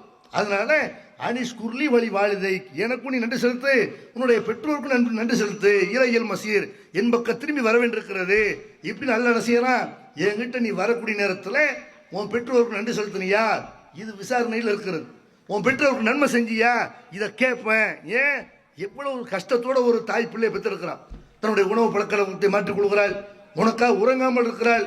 ஒரு பிள்ளைக்கு இரவுல பால் கொடுக்குறதுக்காக வேண்டி 10-15 தடவை எந்திரிச்சு தன்னுடைய தூக்கத்தை தொலைக்கிறாள். அப்போ இடுப்புலையோடு என்ன செய்யணும்? பிள்ளையை வச்சுக்கிட்டே மடியில் வச்சுக்கிட்டே உட்கார்றாருன்னு சாதாரண விஷயமா அது? அப்போ தன்னுடைய தூக்கத்தை தொலைக்கிறாள். பலவீனத்துக்கு மேலே பலவீனத்தை மாதம் அவளுக்கு மாதவிடாய் ஏற்படும். அந்த குழந்தை உருவான நேரத்தில் ஏற்படாவிட்டாலும் பிள்ளை பெற்றெடுத்து முடித்த பிறகு அந்த குழந்தைக்கு பால் கொடுப்பாள்ல, அந்த மாதிரி நேரத்தில் அவளுக்கு மாதவிலக்கு ஏற்படும். அந்த பலவீனத்தோடையும் என்ன நோய் நொடி ஏற்பட்டாலும், என்ன அவளுக்கு துன்பம் ஏற்பட்டாலும், என்ன பயணத்தில் போயிட்டு வந்தாலும் ஓய்வெடுக்காத ஒரு ஜீவன் யாரு? இந்த தாய். அப்போ அந்த தாய்க்கு நீ நன்றி செலுத்தணுமா இல்லையா? உங்ககிட்ட பழகக்கூடியவர்கள் நம்ம பார்க்குற மனிதர்கள் நம்மகிட்ட பழகக்கூடியவர்கள் பல காரணங்களுக்காக வேண்டி பழகுவார்கள். நம்மகிட்ட பணம் இருக்குது, அதுக்காக வேண்டி பழகக்கூடியவர்கள் பலர் இருப்பார்கள். நம்மகிட்ட புகழ் இருக்கிறது, அதுக்காக வேண்டி பழகக்கூடியவர்கள் பலர் இருப்பார்கள். நம்மகிட்ட வந்து பதவி இருக்கிறது, அதுக்காக வேண்டி பழகக்கூடியவர்கள் பலர் இருப்பார்கள். தாய் தந்தையை பொறுத்த வரைக்கும் நம்மகிட்ட எதுவுமே இல்லாமல், இந்த உலகத்திலே நம்ம இல்லாமல் இருந்த நேரத்தில் நம்மளை நேசித்தவர்கள். நம்ம தாயுடைய கருவறையில் எப்போ உருவானமோ நம்ம வெள்ளையான அவங்களுக்கு தெரியாது, நம்ம கருப்பானது தெரியாது, சிவப்பானது தெரியாது, நம்ம ஊனமாக இருப்போமா இப்படின்னு தெரியாது, நம்ம என்ன செய்ய போகிறோம், நம்ம அவங்களை காப்பாற்றுவோமா இல்லையா, நம்ம நல்லவனாக இருப்போமா கெட்டவனாக இருப்போமா, எதுவுமே தெரியாத நேரத்தில் நம்மளை பார்க்காமலேயே நம்ம மீது பாசம் வைத்தவர்கள் யாரு? இந்த தாய் தகப்பனார். உலகத்தில் நம்ம மனுஷன் எப்படி இருக்கிறோம்னு கேட்டால், நம்மளை யார் நேசிக்கிறார்களோ அவங்கள நேசிக்கிறவங்கள மனிதர்கள் இருக்கிறது இல்லை. ஒரு மனைவி கணவனை ரொம்ப உயிருக்கு மேலே நேசிப்பான், மனைவியை இவன் நேசிக்க மாட்டான், இவன் மற்றவர்கள் மேலே தான் நேசத்தை காட்டுவான். அது மாதிரி தாய் தகப்பனார் நம்ம மேலே உயிரை வைத்திருப்பார்கள், நம்ம மற்ற ஆளுகள் மேலே பாசத்தை காட்ட முடியும், பிள்ளைகள் மேலே பாசத்தை காட்டுறோம். தாய் தந்தை நம்ம மேலே எவ்வளோ பாசம் வைத்திருப்பார்கள் என்பதை நம்ம பிள்ளைங்க மேலே நம்ம எவ்வளோ பாசம் காட்டுறோம் இதை பார்க்கும்போது நம்ம விளங்கன்னு, இப்படித்தான் நம்ம தாய் தகப்பனார் நம்ம மேலே பாசம் காட்டியிருப்பார்கள், இப்படித்தான் நம்ம மேலே இறக்கம் காட்டியிருப்பார்கள் என்று அப்படி நினைக்கிறோமா இல்லையா? யார் நம்ம மீது பாசம் வைக்கிறார்களோ, உருவுகிறார்களோ, நமக்காக வேண்டி காத்து கிடக்கிறார்களோ அவங்கள விரும்பணுமா இல்லையா? அப்போ தாய் தகப்பனாரை தவிர மற்ற எல்லாரையும் மதிப்பவர்களாக நேசிப்பவர்களாக நம்ம இருக்கிறோம். அப்போ இந்த தாய் தந்தையை பொறுத்த வரைக்கும் எல்லா நேரத்திலையும் நம்மளை எதிர்பார்க்கக்கூடியவர்களாக, நம்மளை பற்றி நினைக்கக்கூடியவர்களாக, நம்மை பற்றி சிந்திக்கக்கூடியவர்களாக இருப்பார்கள். நம்ம வெளியூரில் இருப்போம், ஒரு வீட்டில் கரிமீன் ஆக்குவாங்க, தாய் தந்தைக்கு நம்ம ஞாபகம் வரும். ஆக நம்ம பிள்ளை இல்லையே, பிள்ளைக்கு இந்த சாப்பாடு நமக்கு பிடிக்குமே, ஒரு நேச்சூர் ஆக்குனா பிள்ளை ஞாபகம் வரும், ஒரு லெமன் சாறு ஆக்கணும், எது அவனுக்கு பிடிக்குமோ, ஒரு மீன் ஆக்குறோம், மீன் ஆக்கும்போது செய்வாங்க, பிள்ளை இருந்தால் சாப்பிடுவாங்க, இப்படின்னு பிள்ளைக்காக வேண்டி ஒவ்வொரு நேரமும் பிள்ளைகளை பற்றி நினைக்கக்கூடியவர்களாக இருப்பார்கள். நமக்கு உடம்பு சரியில்லையா, அவங்க தூங்க மாட்டார்கள், இந்த பிள்ளைக்கு உடம்பு சரியானதான் சாப்பிடணும், தூங்கணும், இப்படி பிள்ளைகளை பற்றி சிந்திக்கக்கூடியவர்கள் யாரு? அந்த பெற்றோர்கள். எத்தனை பேர் பார்த்தீங்கன்னா இன்னைக்கு இந்த 90 கிட்ஸ்லாம் கேலி பண்ணுறாங்கல்ல, எத்தனை பேர் 90ல் உள்ளவனாக இருப்பான், கல்யாணம் ஆகாமல் இருப்பான், இவனை பற்றியெல்லாம் சமுதாயம் கேலி பண்ணும், கிண்டல் பண்ணும், இன்னும் கல்யாணம் ஆகலையா, ஆனால் இவனுக்கு கல்யாணம் ஆகவில்லை என்று கவலைப்படக்கூடிய ஒரே ஜீவன் யாராக தான் இருப்பாங்க? தாய் தகப்பனாக தான் இருப்பாங்க. அப்போ எல்லா வகையிலையும் தன்னுடைய பிள்ளைகள் வந்து பெரிதாக நினைக்கக்கூடிய அந்த பெற்றோர்களை பொறுத்த வரைக்கும் அல்லாஹ் வந்து என்ன செய்யறான், அதில் தாயுடைய சிரமத்தை சொல்லி காட்டுறான். தாய் உன்னை இவ்வளோ கஷ்டப்பட்டு பெற்றெடுத்தா, உன்னை சுமந்தது கஷ்டம், உன்னை பெற்றது கஷ்டம், உயிர் போய் உயிர் வர்ற மாதிரி சவமாய் பிரசவம்னு அதுக்கு பேர் வைத்திருக்கிறார்கள். இப்படிப்பட்ட தாய்க்கு நன்றி கெட்டவனா இருக்காதே. உன் தகப்பனார் தாயை மட்டும் சொல்லி கேட்டு நினைக்கக்கூடாது, தகப்பனையும் திருமறை குர்ஆன்ல பல இடங்கள் அல்லாஹ் செய்யறான், எத்தனை தகப்பனார்களை சொல்லி காட்டுறான். திருமறை குர்ஆன்ல தாயை பற்றி சொல்ற மாதிரி இப்ராஹிம் நபி, இஸ்மாயில் நபி பற்றி சொல்லி காட்டுறான். அதே மாதிரி யூசுப் நபியை பற்றி, யாக்கூப் நபியை பற்றி சொல்லி காட்டுறான். நூஹ் நபி அவங்களுடைய மகனை பற்றி எல்லாம் சொல்லி காட்டுறான். தாய் தந்தையை பற்றி என்ன செய்யறான், தந்தை பிள்ளையும் பற்றி திருமறை குர்ஆன்ல பல இடங்கள் எல்லாம் சொல்லி காட்டுறான். ஆனால் அன்னைக்கு நம்ம பார்க்குற தாயை கூட எப்படி பார்க்குறாங்கன்னு கேட்டால் ஒரு கருணை மிக்கவர்களாக பார்க்கிறார்கள். சினிமாக்கள்லையும் அதிகமாக காட்டுற ஏத்தான், சினிமாக்களில் கவிதைகளில் பெரும்பாலும் தாயை பற்றி பேசுவார்கள். தாப்பண்ட கண்டிஷன் பண்ணுவார், தாப்பண்ட திட்டுவார், தாப்பண்ட எரிஞ்சு விடுவார், இப்படி நினைக்கிறார்கள். ஆனால் உண்மையில் தாப்பனர் ஏன் கண்டிக்கிறாரு? வேற யாரும் இவனை கண்டிக்க மாட்டார்கள், கண்டிக்க முடியாது, ஏற்று பேசுவான். அப்போ தாப்பனார் தான் நம்ம தான் கண்டிக்கணும். இவர் கண்டித்தால்தான் அந்த பிள்ளை ஒழுக்கமாக வளர்ப்பான். தாய்மார்கள் வந்து தன்னுடைய தன்னுடைய வயிற்றிலிருந்து அந்த பிள்ளை வந்ததுனால அந்த பிள்ளை மேலே பாசம் காட்டுவார்களே தவிர அவனை அதிகமாக கண்டித்து ஒழுக்கமாக நடக்க வேண்டும் என்று விரும்பக்கூடியவர் யாரு? அவனுடைய எதிர்காலத்தை ஆசைப்படக்கூடியவர் யாரு? சிறந்ததாக இருக்கணும்னு நினைக்கக்கூடியவர் யாரு? அவனுடைய தாப்பனார். அந்த தாப்பனாரை பொறுத்த வரைக்கும் அந்த தாப்பனாரை கண்களை விடக்கூடாது. உலகத்தில் கொடுமையான விஷயம் எதுன்னு கேட்டால் தாப்பனாருடைய கண்ணீர் தான். ஏன்? அந்த பிள்ளைகளை வளர்க்கறதுக்காக வேண்டி அவர் பட்ட கஷ்டம் கொஞ்சம் நெஞ்சே இல்லை. தாய் ஒரு வகையில் கஷ்டப்பட்டாங்கன்னு சொன்னால் தாப்பனார் என்ன செய்கிறாரு, வேறு வகையில் கஷ்டப்படுறாரு. 1000 ரூபா கஷ்டப்பட்டு சம்பாதிச்சிருப்பாரு, பிள்ளைங்க கேட்டாங்கன்றக்காக வேண்டி 5 நிமிஷத்துக்கு செலவு பண்ணிடுவார். அதை பற்றி பார்க்க மாட்டார். எவ்வளோ கஷ்டப்பட்டோம், வேலை பார்க்குற இடத்துல எவ்வளோ ஏச்சு பேச்சுக்களை வாங்கணும், எதை பற்றியும் கவலைப்படாமல் தங்களுடைய பிள்ளைகளுக்கு இன்னும் சொல்ல போனால் பொம்பளை பிள்ளைகளுக்கு நகை சேர்க்கணும், பொம்பளை பிள்ளைகளுக்கு வீடு வாங்கணும் என்பதிலே கவனமாக பெற்றோர்கள் தாய்மார்கள் இருப்பார்கள். தாப்பனை பொறுத்த வரைக்கும் இப்போ அவனுக்கு என்ன தேவை, இப்போவே நம்ம அவனுக்கு வாங்கி கொடுத்துடணும், அவன் கேட்பதையெல்லாம் வாங்கி கொடுக்கணும். நம்ம அனுபவித்த எத்தனையோ பொருட்கள் நம்முடைய தந்தை நமக்கு வாங்கி கொடுத்துதான் இருக்கும். நம்ம எதையெல்லாம் ஆசைப்பட்டோமோ, என் பிள்ளை ஆசைப்பட்ட எதுவும் அவனுக்கு கிடைக்காம இருக்கக்கூடாது. பைக் கேட்குறானா பைக் வாங்கி கொடுப்போம், செல்ஃபோன் கேட்குறானா செல்ஃபோன் வாங்கி கொடுப்போம், பொம்மை வாங்கி கேட்டால் பொம்மை வாங்கி கொடுப்போம், சாக்லேட் கேட்டால் அதை வாங்கி கொடுப்போம் என்று நம்ம பார்க்கிற பொருள்களை, ஆசைப்படுகிற பொருள்களை எல்லாம் நமக்கு வாங்கி கொடுத்தவர் யாரு? நம்முடைய தந்தை. அந்த தந்தையை கண்ணீர் வடிக்க விடலாமா? அவர் தந்தையான பிறகு நல்ல ஆடை கொடுத்துருக்க மாட்டார். அதுக்கு முன்னாடி ஆடை விஷயத்தில் ரொம்ப அவர் கவனமுள்ளவராக இருப்பார்.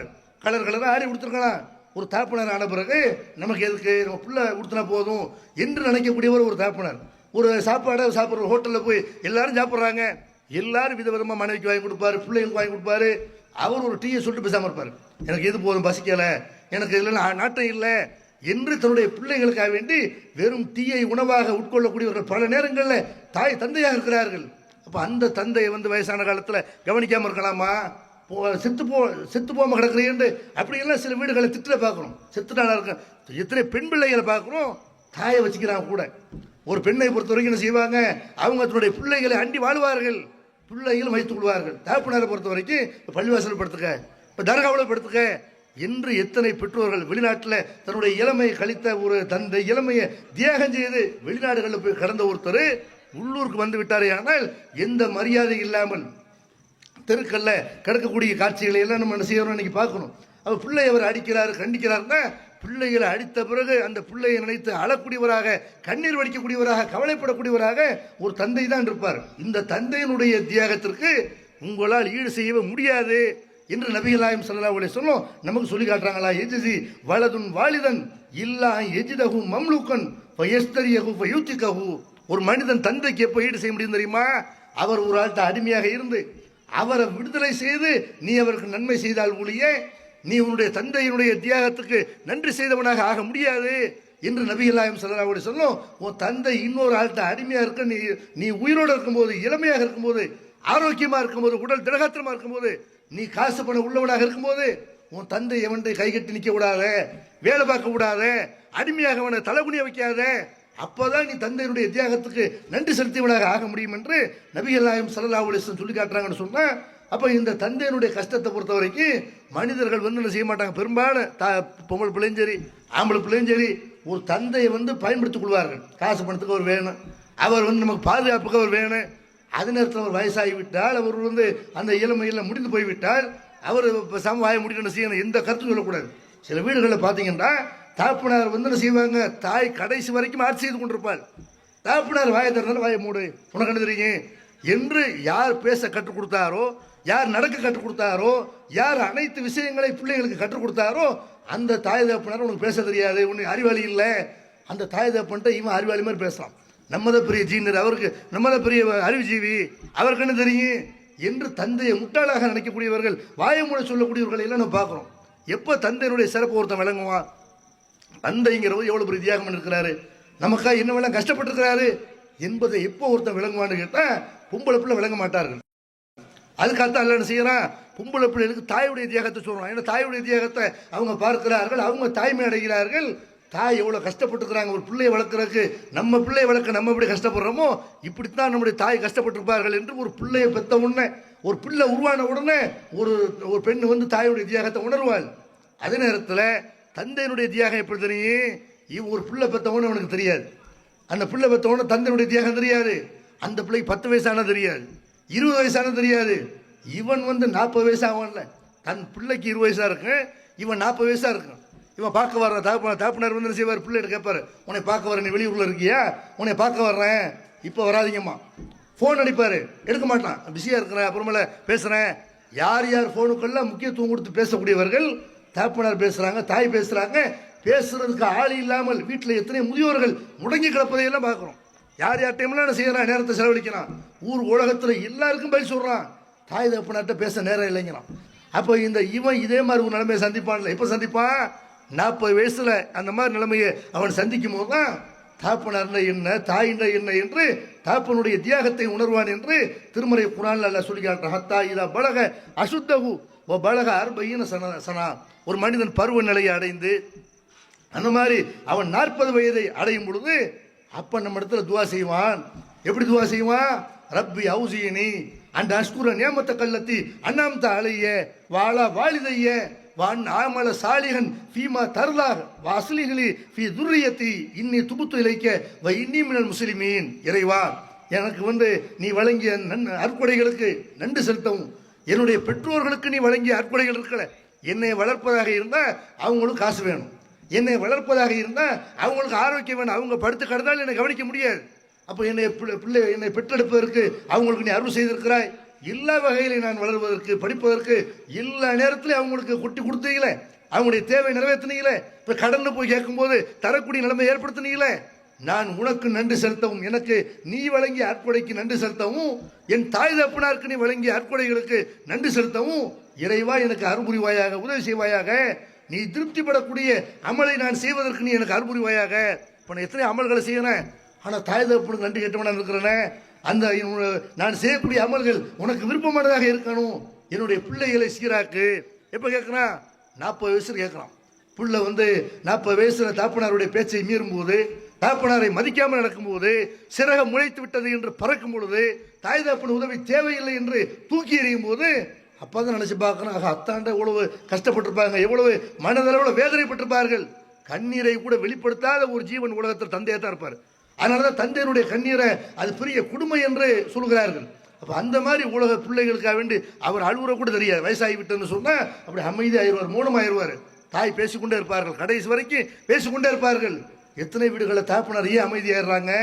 நம்ம உழைச்சோம், நம்ம கஷ்டப்பட்டோம், நம்ம இந்த குடும்பத்தை நிர்வாகம் செஞ்சோம். இப்போ நம்ம கையில் இந்த நிர்வாகமே இல்லை, நம்மளே அவன்கிட்ட டீக்கு எதிர்பார்த்திருக்க வேண்டிய சூழ்நிலை இருக்கிறது என்று நினைக்கக்கூடிய தந்தைக்கு கண்ணியமான முறையில் உணவு கொடுக்குறோமா? அவரை நம்ம விரும்பினதையெல்லாம் வாங்கி கொடுத்த அவருக்கு நம்ம கண்ணியமான முறையில் உடை கொடுக்குறோமா? தங்க வைக்கிறோமா? எத்தனை பேர் தன்னுடைய மனைவி கையில் விட்டுட்டு போயிடறாங்க. நீ பார்த்துக்க, அத்தாவை நீ பார்த்துக்க, அம்மாவை நீ பார்த்துக்க. அந்த மனைவி ஒழுங்காக கவனிக்கிறாளா? கவனிக்கிறோமா இல்லையா?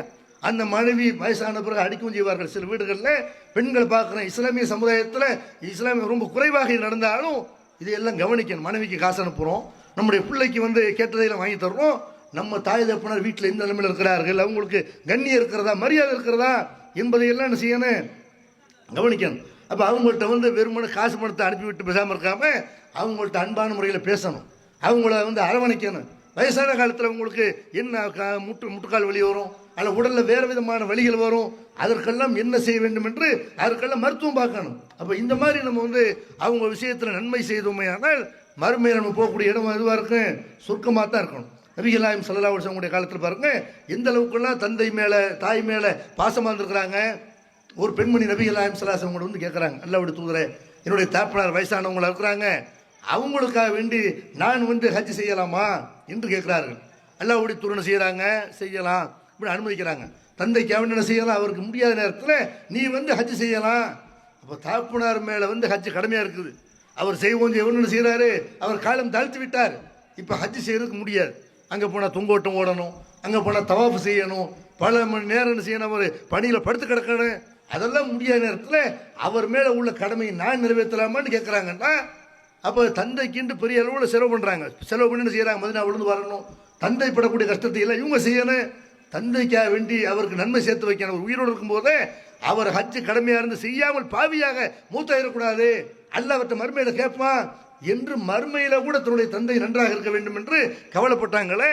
உயிரோடு இருக்கும்போது சாப்பாடு போட மாட்டேங்கிறான். பெத்த பிள்ளைங்க 4 பிள்ளை 5 பிள்ளை இருக்கிறாங்கன்னா, நீ அந்த அண்ணன் வீட்டில் இருந்துக்க, 1 மாதம் தம்பி வீட்டில் இருந்துக்க. ஏன்னா தேதி சில பேர் பார்த்தீங்கன்னா 1ஆம் தேதிக்கு தாப்பனார் என்ன செய்யணும், தாய் 1ஆம் தேதிக்கு தான் வீட்டுக்கு வரணும், 30ஆம் தேதி வந்தால் கூட வரட்டி விடுவோம்.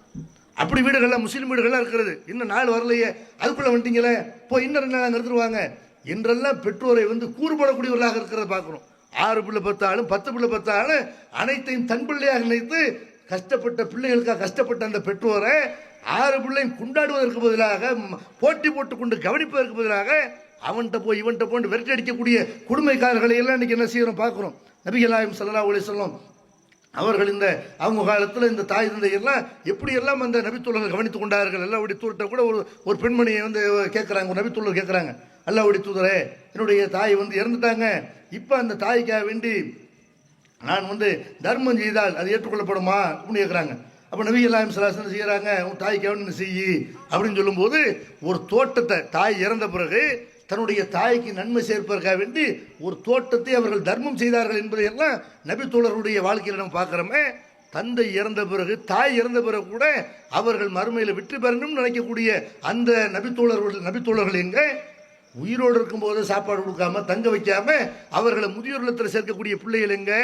அவர் பெற்றோர்களை பொறுத்த வரைக்கும் இப்போ இந்த பெற்றோர்கள் விஷயத்தில் பிள்ளைகள் என்ன செய்யணும்? அக்கறை உள்ளவர்களாக இருக்கணும். வயசான காலத்தில் அவங்க மேலே அன்பு காட்டுறது, அவங்கள்ட்ட உட்காந்து பேசுவது, நேரம் ஒதுக்கி அவங்கள்ட்ட பேசுவது, உறவாடுவது என்று அவர்கள் விஷயத்தில் நல்ல முறையில் நடந்துக்கிறோன்னு இதையும் இஸ்லாம் என்ன செய்து சொல்லி காட்டுது.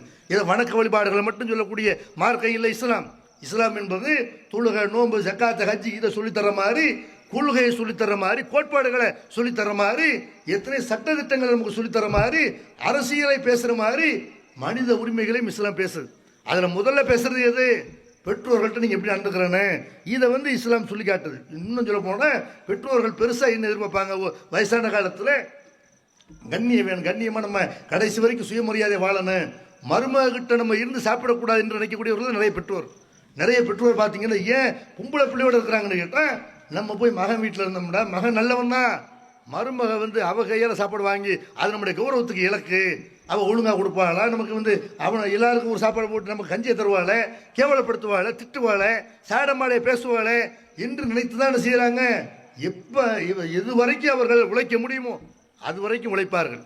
எனக்கு முடியலைங்கிற நேரத்தில் உங்கள்கிட்ட வருவேன். எல்லா தாய் தந்தையும் தன்னுடைய ஆம்பளை பிள்ளைகிட்ட சொல்கிறேன், விஷயம் என்ன, எனக்கு முடியலை, நான் படுத்துருவாங்கிற நிலைமையில தான் உங்கள்கிட்ட வருவானே தவிர கடைசி வரைக்கும் உழைச்சி சாப்பிடுவேன். நீ உழைக்கிறது உன் பொண்டாட்டி பிடிக்க வச்சுக்க, எனக்கு கொடுக்க வேணாம் என்று சொல்லக்கூடிய பெற்றோர்களை தான் பார்க்கணும்.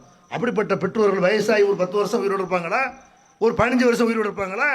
அந்த காலகட்டத்தில் எந்த காலகட்டத்தில் அரவணைக்க வேண்டுமோ அந்த காலகட்டத்தில் தூக்கி எறிபவர்களை பார்க்குறோம். அவர்களை கொடுஞ்சொல் கொண்டு பேசக்கூடியவர்களை பார்க்குறோம். அப்போ திருமறை குர்ஆன் நபிகள் நாயகம் ஸல்லல்லாஹு அலைஹி வஸல்லம் போதனைகளும் இந்த பெற்றோர்கள் விஷயத்தில் என்ன செய்யுது? நமக்கு நிறைய அறிவுரை சொல்லுது.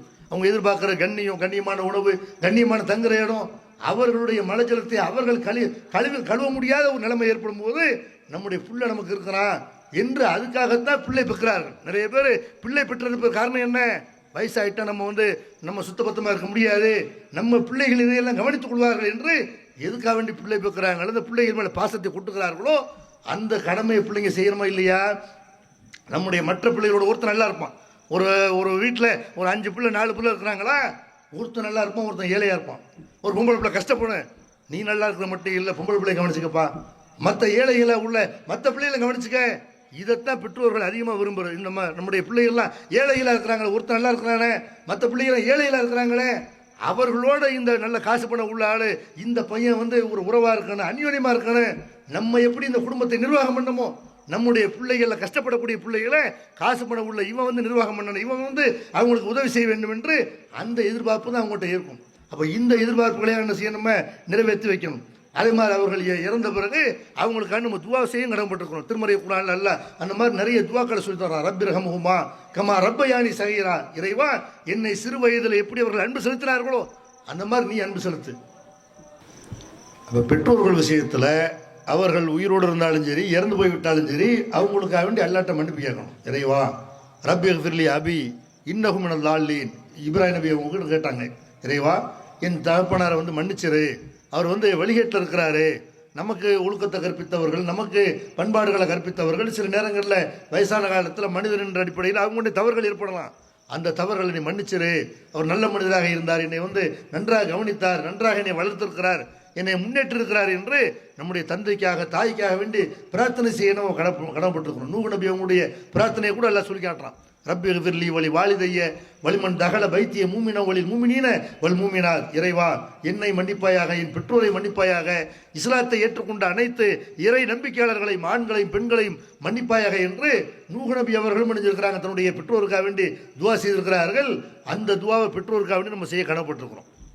ஆனால் பெற்றோரை பொறுத்த வரைக்கும் பிள்ளைகள் என்ன செய்கிறாங்கன்னா, இறந்து போன உடனே அவர் பேரில் எல்லாரும் சாப்பாடு வாங்கி சாப்பிடுகிறார்கள். பெற்றோருக்கு செய்கிற நன்மை என்ன? மூத்தா போன வீட்டில் அவரை அடக்கம் பண்ணி, தாய் அடக்கம் பண்ணி, அல்ல தாப்பனை அடக்கம் பண்ணி, அந்த நேரத்தில் எப்போ சுகமாக இருக்க வேண்டுமோ, எப்போ அவருடைய வாழ்க்கையை நினைத்து தியாகத்தை நினைத்து கவலைப்பட வேண்டுமோ, இந்த சமுதாயம் என்ன செய்யுதுன்னு கேட்டால், அந்த நேரத்தில் உட்காந்து பிரியாணி சாப்பிட்றான், அந்த நேரத்தில் உட்காந்து நெய் சோறு சாப்பிட்றான், அந்த நேரத்தில் கரிசோறு திங்கிறான். எவ்வளவு இது மனிதநேயமற்ற ஒரு செயல்! இஸ்லாமிய சமுதாயத்தில் இது நடக்குது, பிற சமூக மக்கள் மத்தியில் நடக்கிறது. அப்போ அவர்கள் இறந்து போன பிறகு அவர்களுக்கு நன்மை செய்ய வேண்டும் என்று நினைத்தோமையானால், ஏழைகளுக்கு நன்மை செய்து, ஏழைகளுக்கு உணவு கொடுத்து அல்லது உடை கொடுத்து அல்லது அவங்களுடைய தேவைகள் ஏதாவது ஒன்று நிறைவேற்றி, இறைவா இந்த நன்மையை தாய் தகப்பனை சேர்த்துரு, இப்படி நம்ம துவா செய்ய கடமைப்பட்டிருக்கோமே தவிர, இறந்தவர்கள் பேரை சொல்லி நம்ம சாப்பிட்றது நன்மையான காரியம் இல்லாது மனிதநேயமற்ற காரியம் என்பதை முஸ்லிம்கள் விளங்க வேண்டும். அது மாதிரி பெற்றோர்கள் விஷயத்தில் எப்படி இஸ்லாம் அறிவுறுத்துதோ, பிள்ளைகள் விஷயத்தில் இஸ்லாம் அறிவுறுத்துது. பெற்றோர்களும் பிள்ளைகளும் தலை கொடுத்துக்கிறாங்கல்ல, பிள்ளைகள் விஷயத்தில் இஸ்லாம் என்ன செய்யுது? நிறைய அறிவுரைகளை வழங்குது. பிள்ளைகளை பெற்றுட்டோம், அதோடு நம்ம வேலை முடிஞ்சு போச்சு, நம்ம ஒரு ஆண்மகன் நிரூபிச்சிட்டோம், நமக்கு தாய்மை இருக்குது என்று நம்ம காட்டிட்டோம் என்று இல்லாமல் அந்த பிள்ளைகள் விஷயத்தில் அக்கறையாக இருக்கணும். இந்த பிள்ளைகளுடைய ஒழுக்கம், அந்த பிள்ளை நல்லவனாக இருந்தாலும் சரி கெட்டவனாக இருந்தாலும் சரி, எல்லாத்துக்கும் நம்ம ஒரு முக்கியமான ஒரு காரணம். ஆசிரியர் ஒரு மனிதன் நல்லவனாக வளர்வதற்கு ஆசிரியர் காரணமாக இருக்கலாம், அவனோட சேரக்கூடிய நண்பர் காரணமாக இருக்கலாம். அதை விட முக்கியமாக யார் காரணமாக இருக்கணும்? பெற்றோர் தான் அந்த காரணமாக இருப்பாங்க. அந்த மாதிரி ஒரு பிள்ளை வழிது வருகிறது என்றால் அவன் பள்ளிக்கூடத்தில் வழிது வரலாம், அவன் வெளியே தெருவில் வழிது வரலாம், பெற்றோரால் வழிது வரக்கூடாது. நபிகள் நாயகம் ஸல்லல்லாஹு அலைஹி வஸல்லம் அதை சொல்லி காட்டுறாங்க. குல்லு மௌலூதின் யூலது அலல் ஃபித்ரா, எல்லா குழந்தையுமே இயற்கை மார்க்கத்தில் தான் பிறக்கிறது. ஃபாபவாஹு யுஹவ்விதானிஹி அவ் யுனஸ்ஸரானிஹி அவ் யுமஜ்ஜசானிஹி, அவனுடைய பெற்றோர்கள் தான் யூதனாகவோ நசராவாகவோ அல்லது நெருப்பு வணங்கியாகவோ மாற்றி விடுகிறார்கள். பெற்றோர்கள் பிள்ளைகளை எப்படி வளர்க்கிறார்களோ அந்த குழுகளை தான் பிள்ளைகள் வளர்வார்கள். அதனால் பிள்ளைகளை பொறுத்த வரைக்கும் அவங்க ஒழுக்கமாக நடக்கணும், சரியான கொள்கையை பின்பற்ற வேண்டும் என்று அவங்களுக்கு வழிகாட்டக்கூடியவர்களாக என்ன செய்யணும்? பெற்றோர்கள் இருக்கணும். இந்த பிள்ளைகளை வளர்ப்பை பற்றி கூட மறுமையில் விசாரணை இருக்குதுன்னு அல்லாஹ் எடுத்து சொல்றாங்க. குல்லுக்கும் ராயின் வ குல்லுக்கும் மசூலுன் ரய்யத்தி, நீங்கள் ஒவ்வொருவரும் பொறுப்பாளர்கள், அவரவருடைய பொறுப்புகளை பற்றி மறுமையில் விசாரிக்கப்படுவீர்கள் என்று நபிகள் நாயகம் ஸல்லல்லாஹு அலைஹி வஸல்லம் சொல்லிட்டு சொல்றாங்க. அதில் முக்கியமாக பெண்களை பற்றி சொல்றாங்க. வல் மர்அத்து ராயத்துன் அலா பைத்தி பாலிகா வலதிகி, ஒரு பெண்ணும் பொறுப்பாளி. பல பேருடைய பொறுப்பை சொல்லி காட்டுறாங்க. எல்லா மனிதர்களுமே பொறுப்புதாரி தான். அதில் ஒரு பெண்ணை கணவனுடைய வீட்டுக்கு, அவனுடைய பொருளாதாரத்துக்கு அவள் பொறுப்பாளி. அந்த கணவன் மூலமாக பெற்றெடுத்த பிள்ளைகள் இருக்கிறாங்கல்ல, அவங்க விஷயத்தில் அவள் பொறுப்பாளி. அல்லாஹ் மறுமையில் என்ன செய்வான்? தாயிட்ட கேட்பான். தாப்பனார் வெளியே போயிருப்பாரு, வெளியூர் போயிருப்பாரு, வெளிநாட்டுக்கு போயிருப்பாரு, அவர் வேலை தேடி காசு பணம் தேடி அவர் வெளியே அலைந்து திரிந்து கொண்டிருப்பார். தாய் உங்க கண்ட்ரோலில் தான் பிள்ளைகள் இருக்கிறார்கள். இந்த பிள்ளைகளை எப்படி நீங்கள் வழி நடத்துறீங்க? அந்த பிள்ளைகளுக்கு ஒழுக்கத்தை சொன்னீங்களா, இல்லை செல்லம் கொடுத்து கெடுத்தீங்களா என்று அந்த விசாரணை யாருக்கு இருக்கிறது? தாய்க்கு இருக்கிற. உன்னை நம்பி உங்க கணவர் பிள்ளைகளை விட்டுட்டு போயிருக்கும் போது அவங்க விஷயத்தில் நீ எப்படி நடந்துக்கிட்ட என்று அல்லாஹ் என்ன செய்வான்? மறுமையில் இதை கேள்வி கேட்பான் என்று நபிகள் நாயகம் ஸல்லல்லாஹு அலைஹி வஸல்லம் சொல்லி காட்டுறாங்க. பிள்ளைகளை கொஞ்சம் நம்பு நபிகள் நாயகம் ஸல்லல்லாஹு அலைஹி வஸல்லம் அதையெல்லாம் வலியுறுத்துறாங்க.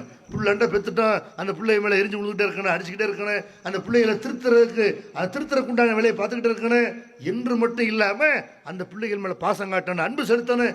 அந்த பிள்ளைகளுடைய எதிர்காலத்துக்காக வேண்டி உங்களுக்கு வாய்ப்பு இருந்தால் நீங்கள் சொத்து சேர்க்க வேண்டும். உங்களுடைய எத்தனை பேர் பார்க்குற முஸ்லீம் சமுதாயத்தில் பிள்ளைகளுக்கு கிடைக்க வேண்டிய சொத்தாக இருக்கும், அதை ஒரு கல்யாணத்தில் காலி பண்ணிடுவான். அது உன் பிள்ளைகளுக்கு கொடுக்க வேண்டிய சொத்து இல்லையா? அது அவங்களுடைய பொருளாதாரம் இல்லையா? நீ இறந்து போன பிறகு மனைவிக்கு சேர வேண்டிய சொத்து இல்லையா? அது உன் தாய் தகப்பனருக்கு போய் சேர வேண்டிய பொருளாதாரம் இல்லையா? அது ஒரு கல்யாணம்ங்கிற பேரில் 500 ரூபா 5000 இதில் முடியக்கூடிய ஒரு திருமணத்தை 5 லட்சம் 10 லட்சம் செலவு பண்ணி பலருக்கு சொந்தமான பொருளாதாரத்தை ஒரு கல்யாணத்தில் காலி பண்ணுறதையெல்லாம் பார்க்கணும். இதையெல்லாம் இல்லை மறுமையில் விசாரிப்போம். உன் பிள்ளைக்கு சொத்து சேர்த்தியா, அடுத்தவர்கள்ட்ட கையெழுந்த நிலைமையில் விட்டுட்டு வந்தியா, இல்லை நீ கடனாளியா நின்றியா என்றெல்லாம் மறுமையில் இதுக்கு விசாரணை இருக்கிறது என்று நபிகள் நாயகம் ஸல்லல்லாஹு அலைஹி வஸல்லம் செய்கிறாங்க. பிள்ளைகள் விஷயத்தில் அன்பு காட்ட சொல்கிறாங்க. பிள்ளைகள் விஷயத்தில் அன்பு காட்டுனா என்ன? பல பெற்றோர் அன்பு காட்டுகிறார்கள், கண்மூடித்தனமான அன்பு. பிள்ளை என்ன கேட்டாலும் வாங்கி தருவோம். எப்படி இருக்கிறாங்க? புள்ள பைக் கேட்குறாங்க, அவனுக்கு பைக் ஓட்ட தெரியுமா, ஒழுங்காக ஓட்டுவானா, அந்த வயசில் அவன் கண்ட்ரோலாக இருப்பானா, எதையும் பார்க்கறது இல்லை. இஷ்டத்துக்கு 15 வயசு ஆயிடுச்சா 12 வயசு ஆயிடுச்சா பைக்கை வாங்கி கொடுத்து வேகமாக ஓட்டி அதில் ஸ்டைலை காட்டி திமுறை காட்டி என்ன செய்கிறான்? எவனையாவது சாவடிக்கிறான், இல்லை அவன் கைகால இழந்து வர்றான். அப்போ இவனுக்கு இந்த வயசில் பைக்கு தேவை, வேலைக்கு போக போகிறானா, இவன் ஏதாவது நம்ம வீட்டு வேலைகளை செய்ய போகிறானா, எதுக்கு இவனுக்கு பைக்கு லைசன்ஸ் வாங்கியிருக்கிறானா, அதை ஓட்டுறதுக்கு ட்ரைனிங் எடுத்துருக்கிறானா என்று எதையும் கவனிக்காமல் 12 வயசு 13 வயசில் பைக்கை வாங்கி கொடுத்து கெடுக்கிறது எல்லாம் பார்க்குறோம். செல்ஃபோன் அவன் கேட்குற வயசில் 10 வயசில் அவனுக்கு எதுக்கு ஆண்ட்ராய்டு ஃபோனு, அவன் அதில் ஏதாவது லாபம் இருக்குதா? பெற்றோர்கள் தங்கள் கையில் வைத்துக்கொண்டு உனக்கு படிக்க ஆசைப்படுறியா, 1 மணி நேரம் படிச்சுக்க, அதுக்கப்புறம் திரும்பி என்கிட்ட கொடுத்துறானே என்று கண்ட்ரோலை பெற்றோர்களை வைத்துக்கொண்டு பிள்ளைகள் என்ன செய்ய இன்னும் சொல்ல போனால் எல்லாரும் பார்க்குற வகையில் படிக்கிறது இன்னும் சிறப்பு. வீட்டில் ஒரு டிவியை வைத்து செல்ஃபோனில் தெரிகிற டிவியில் தெரியணும், எல்லாரும் என்ன செய்ய நீ படிக்கிறத பார்க்கணும்னு அப்படி ஒரு பாதுகாப்பான ஒரு ஏற்பாடு பண்ணணுமா இல்லையா? சின்ன பிள்ளைங்க அந்த செல்ஃபோனில் எதையும் பார்த்துடக்கூடாது, என்ன ஆபாசங்கள் வருகிறது, அசிங்கங்கள் வருகிறது, இது எல்லாம் நம்ம பிள்ளை படிக்க போகிறோன்ட்டு செல்ஃபோனை வாங்கி கொடுக்குறோம். அந்த பிள்ளைகள் இதில் வலிது வரையோட வாய்ப்பு இருக்கிறது. அதனால் சின்ன பிள்ளைங்க பார்த்தால் கண்ட அசிங்கங்கள் வராத அளவுக்கு செல்ஃபோனில் ஒரு பாதுகாப்பு, அதுக்கான சில ஏற்பாடுகளையெல்லாம் பண்ண முடியும். அப்போ அதையெல்லாம் அந்த ஆப்ஷன்லாம் போய் நுழைஞ்சு அதையெல்லாம் கட் பண்ணி ஆபாச வீடியோக்கள் எதுவும் வராத அளவுக்கு, விளம்பரங்கள் வராத அளவுக்கு அப்படியெல்லாம் பாதுகாப்பு ஏற்பாடு பண்ணுறோமா? கேட்குறாங்கன்னு வாங்கி தர்றோம். வெளிநாட்டில் இருக்கிறோம், பிள்ளைங்க பாவம் அவங்க என்ன ஆசைப்படுறாங்களோ இருந்துக்கிறேன் என்பதற்காக வேண்டி ஆண்ட்ராய்டு ஃபோனை வாங்கி கொடுத்து அந்த ஆண்ட்ராய்டு ஃபோன்னாலேயே வழிகிடக்கூடிய பிள்ளைகளை பார்க்குறோம். உட்காந்து பக்கத்தில் ஒரு ஆள், வீட்டுக்கு ஒரு ஆள் வர்றாங்க, வான்னு கேட்க மாட்டேங்கிறான், யாரையும் பார்த்து சிரிக்க மாட்டேங்கிறான். அவனுக்கு நண்பர்களே இல்லாமல் இன்றைக்கு உள்ள இளைய தலைமுறை எப்படி வருதுன்னு கேட்டால் அவனுக்கு ஊரில் யாருமே நண்பர்கள் கிடையாது. செல்ஃபோனில் 5000 பேர் இருக்கிறான், ஃபேஸ்புக்கில் 5000 பேர், இன்ஸ்டாகிராமில் 5000 பேர் இருக்கக்கூடிய எத்தனை பேர் பெருமைப்படுறான். ஊரில் பக்கத்து வீட்டில் எவன் இருக்கான் தெரியுமா? உன் சொந்தக்காரன் பேர் தெரியுமா, உன் பக்கத்து வீட்டில் எவன் இருக்கிறான்னு தெரியுமான்னு கேட்டால் பள்ளிக்கூடத்தில் படிக்கிற மாணவர்கள்ட்ட கூட பேசாமல் அந்த இயந்திரத்தோட வாழக்கூடியவர்களாக இன்றைய இளைய தலைமுறை இருக்கிறார்கள். அப்போ இவங்க கேட்கறதையெல்லாம் வாங்கி தரமுங்கிற இந்த கெட்ட விஷயம் இருக்குல்ல, இதை பெற்றோர்கள் தவிர்க்கணும். நமக்கு என்ன தேவை? எத்தனை பிள்ளைகளை பெற்றோரை பார்த்தீங்கன்னா பிள்ளைகளை எதுக்காக நீ கண்டிக்கிறது இல்லை. பிள்ளைகள் வளரக்கூடிய நேரத்தில் 10 மணி வரைக்கும் தூங்குவாங்க. அது ஆம்பளை பிள்ளையாக இருந்தாலும் சரி, பொம்பளை பிள்ளையாக இருந்தாலும் சரி. காலையில் சுபுக்கு ஹெல்ப் பண்ணுமா இல்லையா? அந்த பழக்கத்தை கொண்டு வரணுமா இல்லையா? பிள்ளை தூங்கட்டும், நீங்கள் தான் பள்ளிக்கூடம் இல்லை, பள்ளிக்கூடம் இருந்தாலும் இல்லாட்டின்னு பிள்ளைகள் காலையில் எந்திரிக்க வேண்டும்னு என்ன செய்யணும்? சுபுக்கு சொல்லக்கூடியவர்களாக அவங்கள நம்ம தான் உருவாக்கணும்.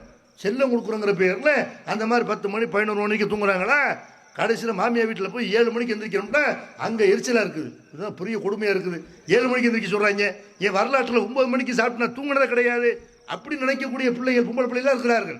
அப்போ மாமியார் வீட்டுக்கு போன உடனே அவங்க என்ன நினைக்கிறாங்க? இது நம்மளை கண்டிஷன் போடுறாங்க. அந்த கண்டிஷனை எல்லாம் கொடுமையாக நினைக்கிறார்கள். பொம்பளை பிள்ளையாக இருந்தாலும் சரி, ஆம்பளை பிள்ளையாக இருந்தாலும் சரி, பல நல்ல பழக்க வழக்கங்கள் என்ன செய்யணும்? அவங்களுக்கு சொல்லித்தரணும். இன்னும் சொல்ல போனால் எத்தனை பேர் பிள்ளைகள் அவங்களும் கண்டிக்கிறது இல்லை, மற்றவர்கள் கண்டித்தாலும் அதை அவங்க கண்டிக்க அனுமதிக்கிறது இல்லை. மற்றவங்க சொன்னாங்கன்னு வைங்க, உன் பிள்ளை இந்த மாதிரி அந்த பிள்ளையை திட்டுக்கிறார்கள். ஏன்டா இந்த மாதிரி நாசமாக போகிற, உங்கள் அத்தா எவ்வளோ நல்லவர், உங்கள் அம்மா எவ்வளோ நல்லவங்க, நீ ஏன்டா இப்போ இருக்கிற அப்படின்னு கண்டித்தால் பெற்றோர்கள் நுழையிறாங்க. என் பிள்ளைய கண்டிக்கிறதுக்கு நீ யாரு? நீ என்ன பெத்த? என் பிள்ளைய கண்டிக்கிறதுக்கு எவனுக்கு தகுதி கிடையாது, எவனும் கண்டிக்கக்கூடாது என்று மாமி கண்டித்தாலோ, சின்னம்மா பெரியம்மா கண்டித்தாலோ, சின்னத்தா பெரியத்தா கண்டித்தாலோ அதெல்லாம் என் பிள்ளைய யாரும் சொல்லக்கூடாது என்று இவங்களும் கண்டிக்காமல் மற்றவர்களை கண்டிக்க விடாமல் பண்ணுகிறார்கள்.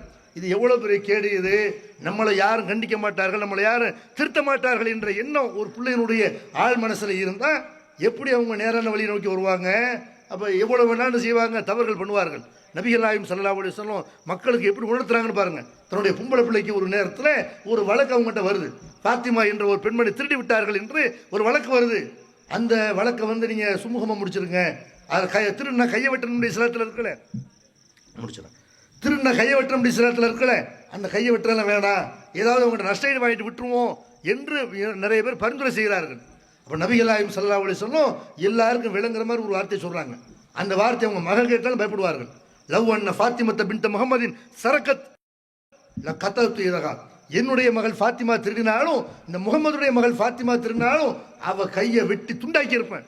யாருக்கும் சட்டத்துக்கு முன்னாடி எல்லாரும் சமம். என் புள்ள ஃபாத்திமா என்ன, வேற யாருடைய பிள்ளை ஃபாத்திமா என்ன என்று நபிகள் நாயகம் ஸல்லல்லாஹு அலைஹி வஸல்லம் எல்லாருக்கும் ஒரே சட்டம்ங்கிறத மக்களுக்கும் சொல்றாங்க. இதை கேட்டுக்கொண்டிருக்கிற பிள்ளைக்கும் சொல்றாங்க. நீ திருநாள் உனக்கு இதுதான் என்று சொல்றாங்கன்னா, நம்ம தவறு செய்தால் நம்மளை தந்தை கண்டிப்பார்கள், நம்மை தண்டிப்பார்கள் என்ற பயம் இருந்தால் தான் பிள்ளைங்க நேரான வழியில் இருப்பாங்களே தவிர அப்படி இல்லைன்னு செய்ய மாட்டாங்க, திருந்த மாட்டாங்க. அப்போ பிள்ளைகளை பொறுத்த வரைக்கும் அவங்கள திருத்துறதுக்கு என்ன வழி? அடிக்கிறதா, உதைக்கிறதா, சித்திரவதை பண்ணுறதா? சில பேர் அப்படி இருக்கிறாங்க.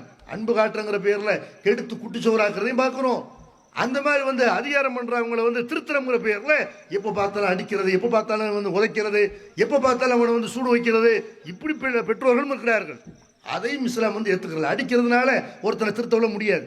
அடியை வாங்கிட்டு ஊதி விட்டு போயிட்டே இருப்பான். பள்ளிக்கூடத்தில் கூட பார்த்துருக்கோம்ல, பள்ளிக்கூடத்தில் வாத்தியார் அடிக்கிறதுக்கு முன்னாடி சில பேர் கை நட்டுவான். ஏன்டா உன்னை அடிக்கவே இல்லையடா, அடிக்க தானே செய்வீங்க இப்படிமா. அப்போ அடிக்க தான் செய்வாருன்னா அவனுக்கு மடிக்கு போயிடும். அடி வாங்கி அவனுக்கு எல்லாம் உளுத்து போயிடும். என்ன செய்ய போகிறாங்க? 2 அடி அடிப்பாங்க, 2 மிதிப்பாங்க, அவ்வளோதானே.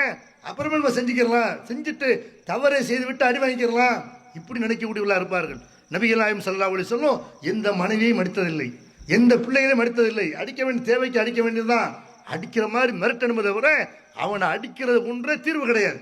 நபிகள் நாயகம் ஸல்லல்லாஹு அலைஹி வஸல்லம் எந்த பணியாளரும் அடித்ததில்லை, எந்த அடிமையும் அடித்ததில்லை என்றெல்லாம் ஹதீஸ்களில் பார்க்குறோம். அப்போ அடிப்பதற்கு பதிலாக அவங்களுக்கு அறிவுரை சொல்லணும். அந்த கோபத்தை, நம்முடைய முகத்தில் கோபத்தை வெளிப்படுத்தி பேசாமல் இருப்பதன் மூலமாக, நம்ம கோபமாக இருக்கிறோம் என்பதை அவர்களுக்கு தெரிவிப்பதன் மூலமாக அப்படி திருத்தணும். லுக்மான் அலைஹிஸ்ஸலாமுடைய வரலாற்றை கூட திருமறை குர்ஆன்ல அல்லாஹ் செய்யறான், சொல்லி காட்டுறான். அவங்க தன்னுடைய மகனுக்கு செய்த அறிவுரை என்ன, முக்கியமான அறிவுரை. அந்த அறிவுரையெல்லாம் பெற்றோர்கள் கவனிக்கணும். பிள்ளைகளுக்கு என்ன அட்வைஸ்லாம் பண்ணி வளர்க்கணும் என்று அந்த பிள்ளைங்க விவரம் தெரிய ஆரம்பிச்சிட்டாங்களா, பிள்ளைகளுக்கு சொல்லிக் கொடுக்கணும். லுக்மான் அலைஹிஸ்ஸலாம் சொன்னாங்க, என் அருமை மகனை அல்லாஹ்வுக்கு இணை வைக்காத, ஆணவத்தோடு நடக்காத, பூமியில் என்ன செய்யக்கூடாது, பெருமை கொண்டு நடக்கக்கூடாது, உன் முகத்தை மக்களை விட்டு திருப்பக்கூடாது என்றெல்லாம் லுக்மான் அலைஹிஸ்ஸலாம் மகனுக்கு அறிவுரை சொல்றாங்க. நீ வானத்தில் பூமியில் எங்கே உட்காந்துக்கிட்டு ரகசியமா எதை பண்ணாலும் அல்லாஹ் உன்னை கண்காணிச்சுட்டு இருக்கிறான். அல்லாஹ்வுக்கு தெரியாமல் எதையுமே செய்ய முடியாது. நடுநிலைய குரல்ல உன்னுடைய குரலை தாழ்த்திக்கொள், சத்தம் போட்டு பேசாத, கழுதை தான் கத்தும் என்றெல்லாம் என்ன செய்கிறாங்க. லுக்மான் அலைஹிஸ்ஸலாம் அவர்கள் தன்னுடைய பிள்ளைக்கு நிறைய அறிவுரைகளை சொல்கிறாங்க. தொழுகையை கடைபிடி, உனக்கு ஏற்படக்கூடிய துன்பத்தை சகிச்சுக்க, நன்மை ஏவு தீமையை தடு என்றெல்லாம் லுக்மான் அலைஹிஸ்ஸலாம் அவர்கள் தன்னுடைய பிள்ளைக்கு அறிவுரை சொன்னாங்களே. அந்த மாதிரி பிள்ளைகளை அறிவுரை சொல்லி அவர்களை பண்படுத்தக்கூடியவர்களாக, அவர்களை பக்குவப்படுத்தக்கூடியவர்களாக நம்ம ஆகணும். பெற்றோர்களும் பிள்ளைகளும் இஸ்லாம் சொல்லக்கூடிய அறிவுரையை கடைபிடிக்கணும். பிள்ளைகளுக்கு என்ன போதிக்கணுமோ அதை பெற்றோர்கள் கடைபிடிக்கணும். அப்போதான் அது பிள்ளைகள் மனசில் பதியும். அப்போ பிள்ளைகளுக்கு சொல்லித் தரது என்ன செய்யணும், நம்ம கடைபிடிக்கக்கூடியவர்களாக மாற வேண்டும். பெற்றோர்களும் பிள்ளைகளும் இஸ்லாமிய மார்க்கத்தை கடைபிடித்து ஒரு சிறந்த இஸ்லாமிய குடும்பமாக நாம் இருக்க வேண்டும் என்று கூறி நிறைவு செய்கிறேன். வாகுரு தவானா அல்ஹம்துலில்லாஹி ரப்பில் ஆலமீன். அஸ்ஸலாமு அலைக்கும் வரஹ்மத்துல்லாஹி வபரகாத்துஹு. வாய்ப்பளித்த சகோதரர்களுக்கு நன்றி கூறி விடைபெறுகிறேன். அஸ்ஸலாமு அலைக்கும்.